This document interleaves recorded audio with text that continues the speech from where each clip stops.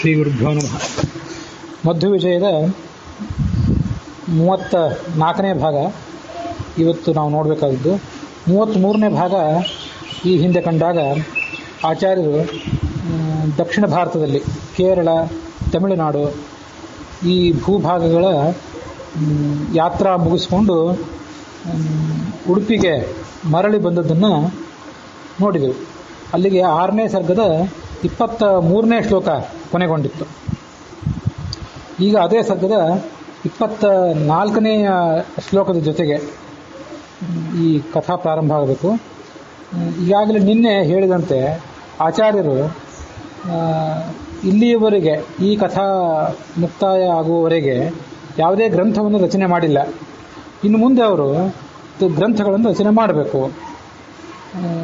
ಅದಕ್ಕೆ ಪೂರ್ವಭಾವಿಯಾಗಿ ವೇದಶಾಸ್ತ್ರ, ವೇದಗಳು, ಉಪನಿಷತ್ತುಗಳು, ಮಹಾಭಾರತ, ಭಾಗವತ ಇತ್ಯಾದಿ ಶಾಸ್ತ್ರಗಳು ದುಷ್ಟ ಭಾಷ್ಯಕಾರರು, ಅಪವ್ಯಾಖ್ಯಾನಕಾರರು ಇವರ ಕೈಗೆ ಸಿಲುಕಿ ಸಂಕಷ್ಟಕ್ಕೊಳಗಾಗಿದ್ದನ್ನು ಮನಸ್ಸಿಗೆ ತಂದುಕೊಂಡು ಏನು ಆಲೋಚನೆ ಮಾಡಿದರು? ದುಷ್ಟ ಪಕ್ಷ ದಮನ ಸ್ಥಿರ ಸಂಧಾಮ್. ಈ ಅಪವ್ಯಾಖ್ಯಾನಕಾರರು, ದುರ್ಭಾಷ್ಯಕಾರರು ಎಲ್ಲ ಏನಿದ್ದಾರೆ, ವೇದ ಮಾರ್ಗವನ್ನು, ಪುರಾಣ ಮಾರ್ಗವನ್ನು ಭ್ರಷ್ಟ ಮಾಡಿದಂಥವರು, ಅವರನ್ನು ಸದೆ ಬಡಿಬೇಕು ಅಂತ ತೀರ್ಮಾನ ಮಾಡಿದರು. ಅದು ಹೇಗೆ ಅಂತಂದರೆ, ಹಿಂದೆ ಭೀಮಸೇನ ದ್ರೌಪದಿಗೆ ಬಂದು ಒದಗಿದಂತಹ ದುಸ್ಥಿತಿಯನ್ನು ಗಮನಿಸಿ ಅವಳ ರಕ್ಷಣೆಗೆ ಹೇಗೆ ಸಿದ್ಧನಾದನೋ, ಅದಕ್ಕೆ ಬೇಕಾದ ಉಪಾಯಗಳನ್ನು ಹೇಗೆ ಮಾಡಿದ್ನೋ, ಅದರಂತೆ ಆಚಾರ್ಯರು ಆ ಶಾಸ್ತ್ರದ ರಕ್ಷಣೆಗಾಗಿ ಮನಸ್ಸು ಮಾಡಿದರು. ಆ ವೇದಶಾಸ್ತ್ರಗಳು ಒಂದು ಕಡೆ, ಮತ್ತೊಂದು ಕಡೆ ದ್ರೌಪದಿ. ಇನ್ನು ಮುಂದೆ ಬರುವಂಥ ಕೆಲವು ಶ್ಲೋಕಗಳಲ್ಲಿ ಆ ದ್ರೌಪದಿ ಮತ್ತು ಶಾಸ್ತ್ರ ಇವೆರಡಕ್ಕೂ ಹೊಂದಾಣಿಕೆ ಆಗುವಂಥ ಕೆಲವು ವಿಶೇಷಣಗಳನ್ನು ಹೇಳ್ತಾರೆ. ಇಬ್ಬರದು ಒಂದೇ ಸ್ಥಿತಿ. ಭೂಸುರ ಪ್ರವರ ಬುದ್ಧಿ ಸಮೃದ್ಧಿ ವ್ಯಕ್ತಯುಕ್ತ ವಪುಷಂ ರುಚಿರಾಂಗಿಂ ಸೂತ್ರದೀಪ್ತ ಮಣಿಮಾಲಿಕಯಾಲಂ ಭೂಷಿತಾಂ ಭುವನ ಭೂಷಣ ಭೂತಾಂ. ಈ ದ್ರೌಪದಿ ಮತ್ತು ವೇದಶಾಸ್ತ್ರ ಇವೆರಡೂ ಕೂಡ ಒಂದೇ ರೀತಿಯಾಗಿವೆ. ಅದರಲ್ಲಿ ಮೊದಲನೇ ವಿಶೇಷಣ ಯಾವುದು? ಭೂಸುರ ಪ್ರವರ ಬುದ್ಧಿ ಸಮೃದ್ಧಿ ವ್ಯಕ್ತಯುಕ್ತ ವಪುಷಂ ಅಂತ ಮೊದಲನೇ ವಿಶೇಷಣ. ಭೂಸುರರು ಅಂದರೆ ಬ್ರಾಹ್ಮಣರು, ಜ್ಞಾನಿಗಳಾದಂಥ ಋಷಿಗಳು. ಅವರಲ್ಲಿ ಶ್ರೇಷ್ಠರಾದವರು, ಶ್ರೇಷ್ಠ ಋಷಿಗಳು ತಮ್ಮ ಬುದ್ಧಿಯ ಮೂಲಕ ವೇದವಾಕ್ಯಗಳನ್ನು ಕಂಡುಕೋತಾರೆ. ವೇದವಾಕ್ಯಗಳನ್ನಾದರೆ ತಾವೇ ಕಂಡುಕೋತಾರೆ. ಹಿಂದೆ ಕಲ್ಪದಲ್ಲಿ ಯಾವ ಶಾಸ್ತ್ರಗಳಿದ್ದವು ಅವನ್ನೇ ಕಂಡುಕೋತಾರೆ. ಪುರಾಣ ಇತ್ಯಾದಿಗಳಾದರೆ, ಪುರಾಣ, ರಾಮಾಯಣ, ಮಹಾಭಾರತ, ಭಾಗವತ ಇತ್ಯಾದಿ ಆದರೆ ಅದನ್ನು ವೇದವ್ಯಾಸ, ವಾಲ್ಮೀಕಿ ಇತ್ಯಾದಿಗಳು ಹೊಸದಾಗಿ ರಚನೆ ಮಾಡ್ತಾರೆ. ಅಂತೂ ಶಾಸ್ತ್ರಗಳ ಸ್ವರೂಪ ಅಂತನ್ನೋದು ಜ್ಞಾನಿಗಳಾದ ಮುನಿಗಳ, ಕವಿಗಳ ಮನಸ್ಸಿನಲ್ಲಿ ಹೊಳೆದದ್ದು. ದ್ರೌಪದಿ ಹೇಗೆ ಈ ವಿಶೇಷಣದಿಂದ ವರ್ಣಿತಳಾಗ್ತಾಳೆ ಅಂತಂದರೆ, ಅವಳು ಯಜ್ಞ ವೇದಿಕೆಯಲ್ಲಿ ಹುಟ್ಟಿ ಬಂದವಳು. ಆ ಯಜ್ಞ ವೇದಿಕೆಯಲ್ಲಿ ಹುಟ್ಟಿ ಬರುವಾಗ ಭೂಸುರರು ಅಂತಂದರೆ ಜ್ಞಾನಿಗಳಾದಂಥ ಯಾಜ, ಉಪಯಾಜ ಅನ್ನುವಂಥ ಇಬ್ಬರು ಬ್ರಾಹ್ಮಣರು. ಆ ಯಾಜೋಪಯಾಜ ಅನ್ನುವಂಥ ಇಬ್ಬರು ಬ್ರಾಹ್ಮಣರು ತಮ್ಮ ಬುದ್ಧಿ ವೈಭವದಿಂದ ದ್ರುಪದ ರಾಜನಿಗೆ ದ್ರೋಣನನ್ನು ಕೊಲ್ಲುವಂಥ ಒಂದು ಗಂಡು ಮಗು, ಅರ್ಜುನನನ್ನು ವರಿಸುವಂಥ ಒಂದು ಹೆಣ್ಣು ಮಗು ಬೇಕು ಅಂತ ಆಹುತಿ ಹಾಕಿದರು. ಆಗ ಧೃಷ್ಟದ್ಯುಮ್ನ ಹುಟ್ಟಿ ಬಂದ, ಮುಂದೆ ದ್ರೌಪದಿಯು ಹುಟ್ಟಿ ಬಂದಳು. ಅಂತೂ ಅವರ ಬುದ್ಧಿಯ ಪ್ರಭಾವದಿಂದ, ಅವರ ತಪಸ್ಸಿನ ಪ್ರಭಾವದಿಂದ ಇವಳು ಮೈ ತೊಳೆದಳು ದ್ರೌಪದಿ. ಹೀಗೆ ಎರಡಕ್ಕೂ ಹೊಂದಾಣಿಕೆ ಆಗುವಂಥ ವಿಶೇಷಣ. ರುಚಿರಾಂಗಿ, ಸುಂದರವಾದಂಥ ಅಂಗಾಂಗಗಳಿದ್ದವಳು ದ್ರೌಪದಿ. ವೇದಶಾಸ್ತ್ರಗಳಿಗೆ ಸುಂದರವಾದಂಥ ಅಂಗಾಂಗಗಳು ಅಂದರೆ ಶಿಕ್ಷಾ, ವ್ಯಾಕರಣ, ಛಂದಸ್ಸು, ನಿರುಕ್ತ, ಜ್ಯೋತಿಷ, ಕಲ್ಪ ಅನ್ನುವಂಥ 6 ಅಂಗಗಳು. ಈ 6 ಅಂಗಗಳಿಂದ ಕೂಡಿದಂಥದ್ದು ವೇದ. ಆ ಎಲ್ಲ ಅಂಗಗಳನ್ನು ಅಧ್ಯಯನ ಮಾಡಿದರೆ ವೇದವನ್ನು ಸರಿಯಾಗಿ ಅರ್ಥ ಮಾಡ್ಕೊಳ್ಳಿಕ್ಕೆ ಸಾಧ್ಯ. ಸೂತ್ರ ದೀಪ್ತ ಮಣಿಮಾಲಿಕ ಯಾಲಂ ಭೂಷಿತಾಂ. ಈ ವೇದಶಾಸ್ತ್ರಗಳು ಪ್ರಾಚೀನ ಕಾಲದಲ್ಲಿ ಬ್ರಹ್ಮಸೂತ್ರಗಳ ಸಹಾಯ ಇಲ್ಲದೆ ಜನರಿಗೆ ಅರ್ಥ ಆಗುವಂತಿದ್ದವು. ಈಗ 5,000 ವರ್ಷಕ್ಕಿಂತ ಮೊದಲು ವೇದವ್ಯಾಸರ ಅವತಾರ ಮಾಡಿ ಆ ವೇದ ಮಾರ್ಗ ಎಲ್ಲ ಭ್ರಷ್ಟವಾಗಿದ್ದಾಗ, ಕಲಂಕಿತ ಆಗಿದ್ದಾಗ ವೇದಗಳನ್ನು ಮತ್ತೊಂದು ಬಾರಿ ವಿಭಾಗ ಮಾಡಿ ಜನರಿಗೆ ಓದಲಿಕ್ಕೆ ಅನುಕೂಲ ಆಗುವಂತೆ ಮಾಡಿದರು. ಮತ್ತೆ ಅವುಗಳಿಗೆ ಬ್ರಹ್ಮಸೂತ್ರಗಳನ್ನು ರಚನೆ ಮಾಡಿ ಆ ವೇದವಾಕ್ಯಗಳಿಗೆ, ಉಪನಿಷತ್ತುಗಳಿಗೆ ಮತ್ತೆ ಉಳಿದ ಶಾಸ್ತ್ರಗಳಿಗೆ ಹೇಗೆ ಅರ್ಥ ಮಾಡಬೇಕು ಅಂತನ್ನೋದಕ್ಕೆ ಇವು ದಿಗ್ದರ್ಶನ ಮಾಡಿದರು. ಅಂತೂ ಸೂತ್ರಗಳ ಮೂಲಕ ಈ ವೇದಶಾಸ್ತ್ರಗಳಿಗೆ ಒಂದು ಬೆಳಕು ಚೆಲ್ಲುವಂತ ಆಯಿತು. ಇದು ಶಾಸ್ತ್ರಗಳಿಗೆ ಸಂಬಂಧಪಟ್ಟಂತೆ. ದ್ರೌಪದಿಗೆ ಸಂಬಂಧಪಟ್ಟಂತೆ ಈ ವಿಶೇಷಣ ಹೇಗೆ ಅಂತಂದರೆ, ದ್ರೌಪದಿ ತನ್ನ ಕಂಠದಲ್ಲಿ ಮಣಿಮಾಲ ಹಾಕ್ಕೊಂಡಿರ್ತಾಳೆ. ಸೂತ್ರ ಅಂದರೆ ಮಂಗಳಸೂತ್ರ ಅಂತಲೂ ಅರ್ಥ ಮಾಡ್ಬೋದು. ಮಂಗಳಸೂತ್ರ ಆಗಲಿ ಉಳಿದ ದಿವ್ಯವಾದಂತಹ ಆಭರಣಗಳನ್ನಾಗಲಿ ಕಂಠದಲ್ಲಿ ಹಾಕ್ಕೊಂಡು ಅಲಂಕೃತಳಾಗಿರ್ತಾಳೆ. ಮುಂದಿನ ವಿಶೇಷಣ ಭುವನಭೂಷಣ ಭೂತಾಂ. ದ್ರೌಪದಿಯ ಸ್ವರೂಪವೇ ಈ ಜಗತ್ತಿಗೆ ಅಲಂಕಾರಪ್ರಾಯವಾದ್ದು. ಅಂತ ಅದ್ಭುತವಾದ ಸೌಂದರ್ಯ ಅವಳದು. ಈ ವೇದಶಾಸ್ತ್ರವೂ ಕೂಡ ಎಲ್ಲ ವಾಂಗ್ಮಯದಲ್ಲಿ ಉಳಿದೆಲ್ಲ ಕವಿಗಳು ರಚನೆ ಮಾಡಿದಂಥ, ಉಳಿದೆಲ್ಲ ಸಿದ್ಧಾಂತಕಾರರು ರಚನೆ ಮಾಡಿದಂಥ ಯಾವ ಶಾಸ್ತ್ರಗಳಿವೆ ಅದೆಲ್ಲವನ್ನು ಮೀರಿಸಿದಂಥ ವಾಂಗ್ಮಯ ರಾಶಿ. ಆದ್ದರಿಂದ ಇಡೀ ಭೂಮಿಗೆ ಅಲಂಕಾರಪ್ರಾಯವಾದದ್ದು. ಹೀಗೆ ಇಬ್ಬರಿಗೂ ಆ ವಿಶೇಷಣ. ಪಾದ ಸುಂದರ ಪದಕ್ರಮ ಭಾವೈ ಭಾಸಿತಾಂ ಪ್ರಕಟ ವರ್ಣಗುಣಾಢ್ಯಾಂ ಭಾರತೋತ್ತಮ ಭೃತಾಮನುರೂಪ ಛಾದನಾಂ ಸಮಧಿಕ ಸ್ವರ ಶೋಭಾಂ. ಮುಂದಿನ ಶ್ಲೋಕ. ಪಾದ ಸುಂದರ ಪದಕ್ರಮ ಭಾವೈ ಭಾಸಿತಾಂ. ವೇದವಾಕ್ಯ ಒಂದು ಇಡೀ ಮಂತ್ರವನ್ನು ತಗೊಂಡ್ರೆ, ಸಹಸ್ರಶೀರ್ಷ ಪುರುಷ ಸಹಸ್ರಾಕ್ಷ ಸಹಸ್ರಪಾತ್ ಸಭೂಮಿಂ ವಿಶ್ವತೋ ವೃತ್ವ ಅತ್ಯದಶಾಂಗುಲಂ ಅಂತ ಒಂದು ಮಂತ್ರ, ಮೊದಲನೇ ಮಂತ್ರ ತಗೊಂಡ್ರೆ ಅದರಲ್ಲಿ ಕೆಲವು ಪಾದಗಳು, ಇಡೀ ಶ್ಲೋಕ 4 ಪಾದಗಳನ್ನು ಒಳಗೊಂಡಿರ್ತದೆ. ಹಾಗಾಗಿ ಪಾದಗಳು ಅಂತಂದರೆ ಚತುರ್ಥಾಂಶ, 1/4. ಮುಂದೆ ಪದಗಳು, ಅದರಲ್ಲಿ ಕೆಲವು ಸುಂದರವಾದ ಪದಗಳು, ಸಹಸ್ರ, ಶೀರ್ಷ, ಪುರುಷ ಇತ್ಯಾದಿ ಒಂದೊಂದು ಪದಗಳು. ಮುಂದೆ ಕ್ರಮಗಳು. ಆ ವೇದಕ್ಕೆ ಕ್ರಮಪಾಠ, ಜಟಾಪಾಠ, ಘನಪಾಠ ಇತ್ಯಾದಿ ಬೇರೆ ಬೇರೆ ಪಾಠಗಳು ಅಂತ ಇರ್ತವೆ. ಅಂತಹ ಪಾಠಗಳಿಂದ ಕೂಡಿದ್ದು. ಭಾವ ಅಂದರೆ ಸುಂದರವಾದಂಥ ಅಭಿಪ್ರಾಯ. ವೇದವಾಕ್ಯ ಕನಿಷ್ಠ 3 ಅರ್ಥಗಳಿಂದ ಕೂಡಿದ್ದು. ಆದ್ದರಿಂದ ಅತ್ಯಂತ ಸುಂದರವಾದಂಥದ್ದು ವೇದವಾಕ್ಯ. ದ್ರೌಪದಿ ಪಾದ ಸುಂದರ ಪದಕ್ರಮ ಭಾವೈಹಿ, ಅವಳ ನಡಿಗೆ ಅದು ಆ ಪಾದ ಅಂತನ್ನೋದ್ರಿಂದ ಸೂಚಿತಾಗಿದೆ. ಅತ್ಯಂತ ಸುಂದರಿಯಾದ್ದರಿಂದ ಅವಳ ನಡಿಗೆ, ಅವಳ ಹಾವ ಭಾವ ಅದೆಲ್ಲವೂ ಕೂಡ ಅಷ್ಟು ಅದ್ಭುತವಾಗಿತ್ತು. ಪ್ರಕಟ ವರ್ಣಗುಣಾಢ್ಯಾಂ ವರ್ಣಗುಣೈಹಿ. ಈ ವೇದವಾಕ್ಯದಲ್ಲಿ ಸ್ವರಗಳು, ವ್ಯಂಜನಗಳು ಅಲ್ಲಿಯೂ ಕೂಡ ಸ್ಪೃಷ್ಟ, ಈಶಸ್ಪೃಷ್ಟ, ಈ ಕದಿಂದ ಪ್ರಾರಂಭ ಮಾಡಿಕೊಂಡು ಮ ತನಕ ಎಲ್ಲ ವರ್ಗೀಯ ವ್ಯಂಜನಗಳು, 5 ವರ್ಗಗಳು, ಒಂದೊಂದು ವರ್ಗದಲ್ಲೂ 5 ಅಕ್ಷರ. ಇವಾಗ ಈ ಎಲ್ಲ ಅಕ್ಷರಗಳನ್ನು ವ್ಯಂಜನ ಅಂತ ಕರೀತಾರೆ. ವ್ಯಂಜನದಲ್ಲಿ ಒಂದು ವಿಭಾಗ ಏನಂದ್ರೆ ಸ್ಪೃಷ್ಟ ವರ್ಣ ಅಂತ ಕರೀತಾರೆ. ಯರ, ಲವ ಇತ್ಯಾದಿ ಏನಿದೆಯಲ್ಲ ಮುಂದಿಂದು, ಅವು ಈಶತ್ ಸ್ಪೃಷ್ಟ. ಇವೆಲ್ಲ ವ್ಯಂಜನನೇ. ಕದಿಂದ ಪ್ರಾರಂಭ ಮಾಡ್ಕೊಂಡು ಹ ತನಕ ಎಲ್ಲನೂ ವ್ಯಂಜನನೇ. ಅದರಲ್ಲಿ ಮೊದಲಿನ 25 ವರ್ಗೀಯ ಅಕ್ಷರಗಳಿವೆಯಲ್ಲ ಅವು ಸ್ಪೃಷ್ಟಗಳು. ಯರ, ಲವ ಇವೆಲ್ಲ ಇವು ಈಶತ್ ಸ್ಪೃಷ್ಟ. ಮುಂದೆ ಶ, ಶ, ಸಹ ಇವೆಯಲ್ಲ ಅವು 4 ಅಕ್ಷರಗಳು. ಮತ್ತೆ ಮೊದಲಿನ 15 ಸ್ವರಗಳು, ಅದಿಂದ ಪ್ರಾರಂಭ ಮಾಡಿಕೊಂಡು ಸ್ವರಗಳಿವೆಯಲ್ಲ ಇವೆಲ್ಲವೂ ವಿವೃತ. ಹೀಗೆ ಆ ಸ್ವರ ಮತ್ತು ವ್ಯಂಜನ ಅನ್ನುವಂಥ ವರ್ಣಗಳಲ್ಲಿಯೇ ಸ್ಪೃಷ್ಟ, ಈಶಸ್ಪೃಷ್ಟ, ವಿವೃತ ಅಂತ ಹೀಗೆಲ್ಲ ಸ್ವರಗಳ ವಿಭಾಗ ಇದೆ. ಹ್ರಸ್ವ ಆಕಾರಕ್ಕೆ ಸಂವೃತ ಸ್ವರ, ಅದಲ್ಲೇ ಆ ಸ್ವರಗಳಲ್ಲೇ ಮತ್ತೊಂದು ವಿಭಾಗ. ಈ ದ್ರೌಪದಿ ದೇವಿ ಪ್ರಕಟ ವರ್ಣ ಗುಣಾಢ್ಯ, ಅತ್ಯಂತ ಸುಂದರವಾದಂತಹ ಗುಣಗಳಿಂದ ಕೂಡಿದವಳು. ಗುಣ ಅಂತಂದ್ರೆ ವಿಷ್ಣು ಭಗವದ್ಭಕ್ತಿ, ಮತ್ತೆ ಆ ಗಂಡಂತರ ಸೇವೆ, ಸಾಮ್ರಾಜ್ಯದ ಮೇಲ್ವಿಚಾರಣೆ, ಬೊಕ್ಕಸದ ಮೇಲ್ವಿಚಾರಣೆ, ಅಂತಃಪುರದ ಮೇಲ್ವಿಚಾರಣೆ, ಈ ಎಲ್ಲ ಗುಣಗಳಿಂದ ಕೂಡಿದಂಥ ವ್ಯಕ್ತಿತ್ವ ಅವಳದು. ಹೀಗೆ ಆ ಶಬ್ದ ವೇದಶಾಸ್ತ್ರಕ್ಕೆ ಮತ್ತು ದ್ರೌಪದಿಗೆ ಇಬ್ಬರಿಗೂ ಹೊಂದಾಣಿಕೆ ಆಗುವಂಥದ್ದು. ಭಾರತೋತ್ತಮ ಭೃತಾಂ. ಈ ದ್ರೌಪದಿಯನ್ನ 5 ಜನ ಭಾರತರು ಮದುವೆಯಾಗಿದ್ದಾರೆ. ಯುಧಿಷ್ಠಿರಾದಿ ಭಾರತರು ಅಂದ್ರೆ ಭರತ ಕುಲದಲ್ಲಿ ಹುಟ್ಟಿದಂಥವ್ರು ಮದುವೆಯಾಗಿದ್ದಾರೆ.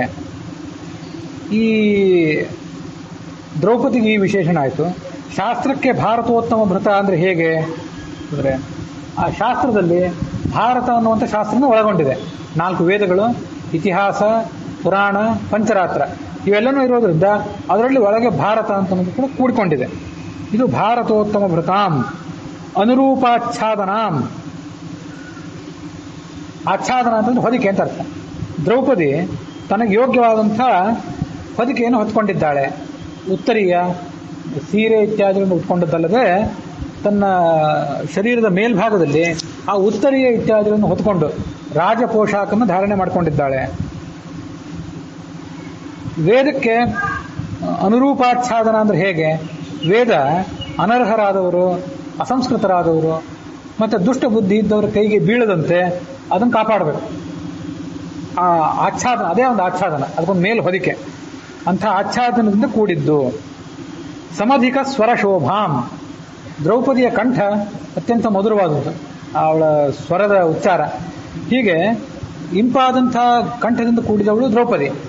ವೇದವಾಕ್ಯ ಸಮಧಿಕ ಸ್ವರ ಶೋಭಾ ಅಂತಂದ್ರೆ ಉದಾತ್ತ, ಅನುದಾತ್ತ, ಸ್ವರಿತ ಇತ್ಯಾದಿ ಸ್ವರಗಳಿವೆಲ್ಲ, ಆ ಸ್ವರಗಳಿಂದ ಕೂಡಿದ್ದು ವೇದ. ಹೀಗೆ ಸಮಧಿಕ ಸ್ವರ ಶೋಭಾ ಅನ್ನುವ ವಿಶೇಷಣ ಇಬ್ಬರಿಗೂ ಹೊಂದಾಣಿಕೆ ಆಗುವಂಥದ್ದು.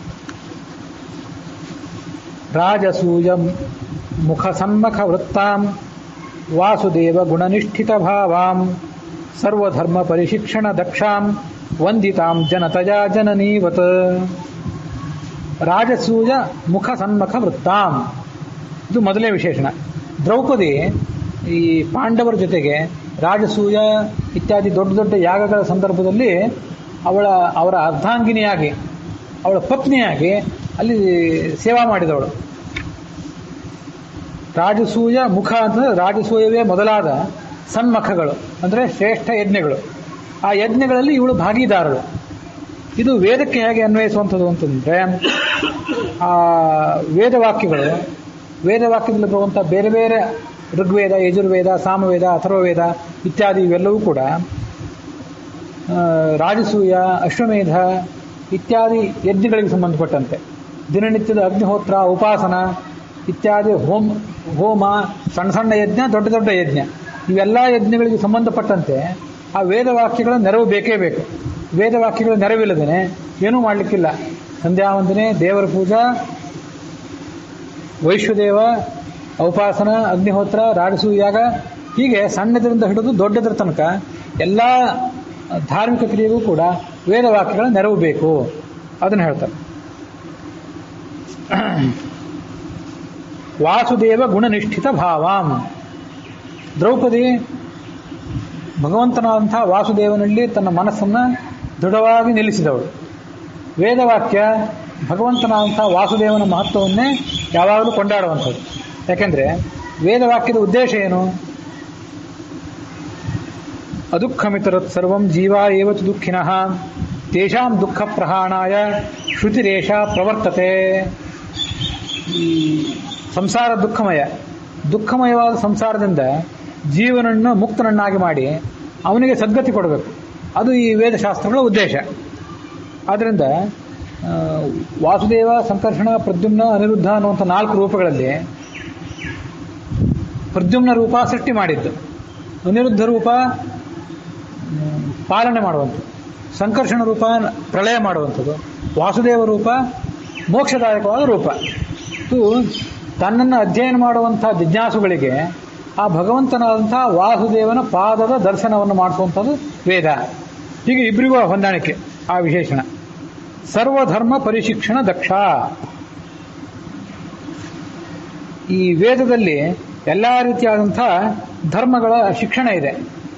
ಸಂಧ್ಯಾವಂದನೆ ಹೇಗೆ ಮಾಡಬೇಕು, ದೇವರ ಪೂಜೆ ಹೇಗೆ ಮಾಡಬೇಕು, ನೀತಿ, ವೃತ್ತ, ಏನು ತಿನ್ನಬೇಕು, ಏನು ತಿನ್ನಬಾರದು, ಎಲ್ಲ ರೀತಿಯಾದ ಧರ್ಮಗಳ ಒಂದು ಆದೇಶ ಅಲ್ಲಿದೆ.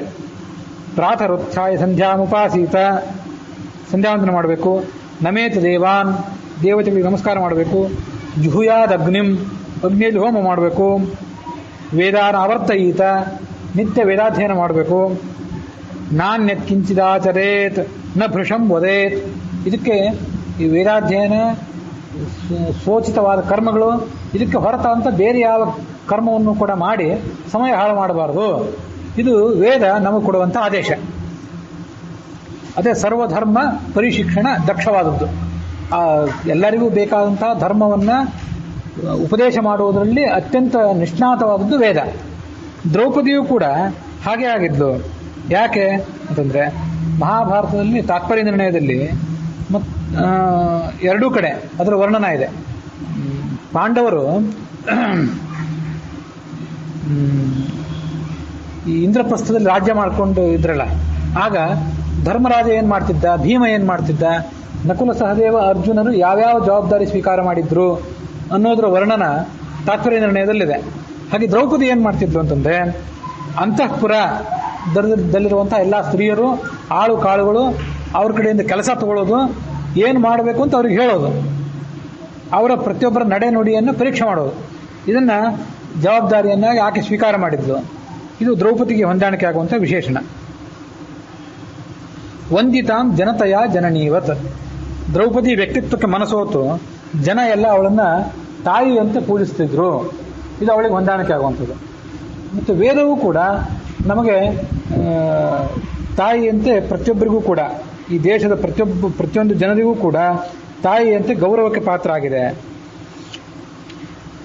ಮೌಲಿ ಸಂಗ್ರಹ ವಿಕರ್ಷಣ ದೂರಾಂ ಮಾಯಿನ ಸದಸಿ ದುಷ್ಟಜನೇನ ನ್ಯಾಯ ಮಾರ್ಗಂ ಅಪಹಾಯ ಮಹಾಂತಂ ಸ್ವೇಶ್ವರತ್ವಮಪಿ ಸಾಧಯತಾಲಂ. ಆದರೆ ಇವತ್ತು ಆ ವೇದಶಾಸ್ತ್ರದ ದ್ರೌಪದಿಯ ಪರಿಸ್ಥಿತಿ ಏನಾಗಿದೆ ಅಂದರೆ, ಮೌಲಿ ಅಂದರೆ ತಲೆ. ದ್ರೌಪದಿಯ ಆ ತಲೆ ಕೂದಲನ್ನು ಹಿಡಿದು ಅವಳಿಗೆ ನೋವು ಕೊಟ್ಟಿದ್ದಾನೆ. ಯಾರು ಅಂದ್ರೆ ಮಾಯಿ, ಕಪಟಿಯಾದಂಥ ದುಶಾಸನ, ದುರ್ಯೋಧನನ ಸೂಚನೆಗನುಸಾರವಾಗಿ. ಅದು ಎಲ್ಲಿ? ಸದಸಿ, ದೊಡ್ಡ ಸಭಾದಲ್ಲೇ, ಎಲ್ಲರೂ ತುಂಬಿಕೊಂಡಿರುವಂಥ ಸಭಾದಲ್ಲೇ ದುಷ್ಟರಾದಂಥ ಜನರು ಅವಳಿಗೆ ಅವಮಾನ ಮಾಡಿದ್ದಾರೆ. ನ್ಯಾಯ ಮಾರ್ಗಂ ಅಪಹಾಯ, ಅಲ್ಲಿ ನ್ಯಾಯಕ್ಕೆ ಬೆಲೆ ಇಲ್ಲದಂತಾಯ್ತು. ಭೀಷ್ಮ ದ್ರೋಣಾದಿಗಳು ತುಂಬಿದಂಥ ಸಭಾದಲ್ಲಿ ನ್ಯಾಯಕ್ಕೆ ಬೆಲೆ ಇಲ್ಲದಂತಾಯ್ತು. ಸ್ವೇಶ್ವರತ್ವಮಪಿ ಸಾಧಯತಾಲಂ, ನನಗೆ ತಿಳಿದದ್ದು ಮಾಡ್ತೀನಿ, ನನ್ನನ್ನು ನೀವ್ಯಾರು ಕೇಳೋರು ಅಂತ ದುರ್ಯೋಧನ ಎಲ್ಲರನ್ನೂ ದಬಾಯಿಸಿದ. ಈಶ್ವರ ಅಂದ್ರೆ ತಾನೇ ತನಗೆ ಬೇಕಾದನ್ನು ಮಾಡುವಂಥವನು. ಹೀಗೆ ಅವನು ಹೇಳ್ತಿದ್ದ. ಈ ಕಡೆ ವೇದಶಾಸ್ತ್ರದ ಪರಿಸ್ಥಿತಿ ಏನಾಗಿದೆ ಅಂತಂದ್ರೆ ಅದನ್ನು ಹೇಳ್ತಾರೆ.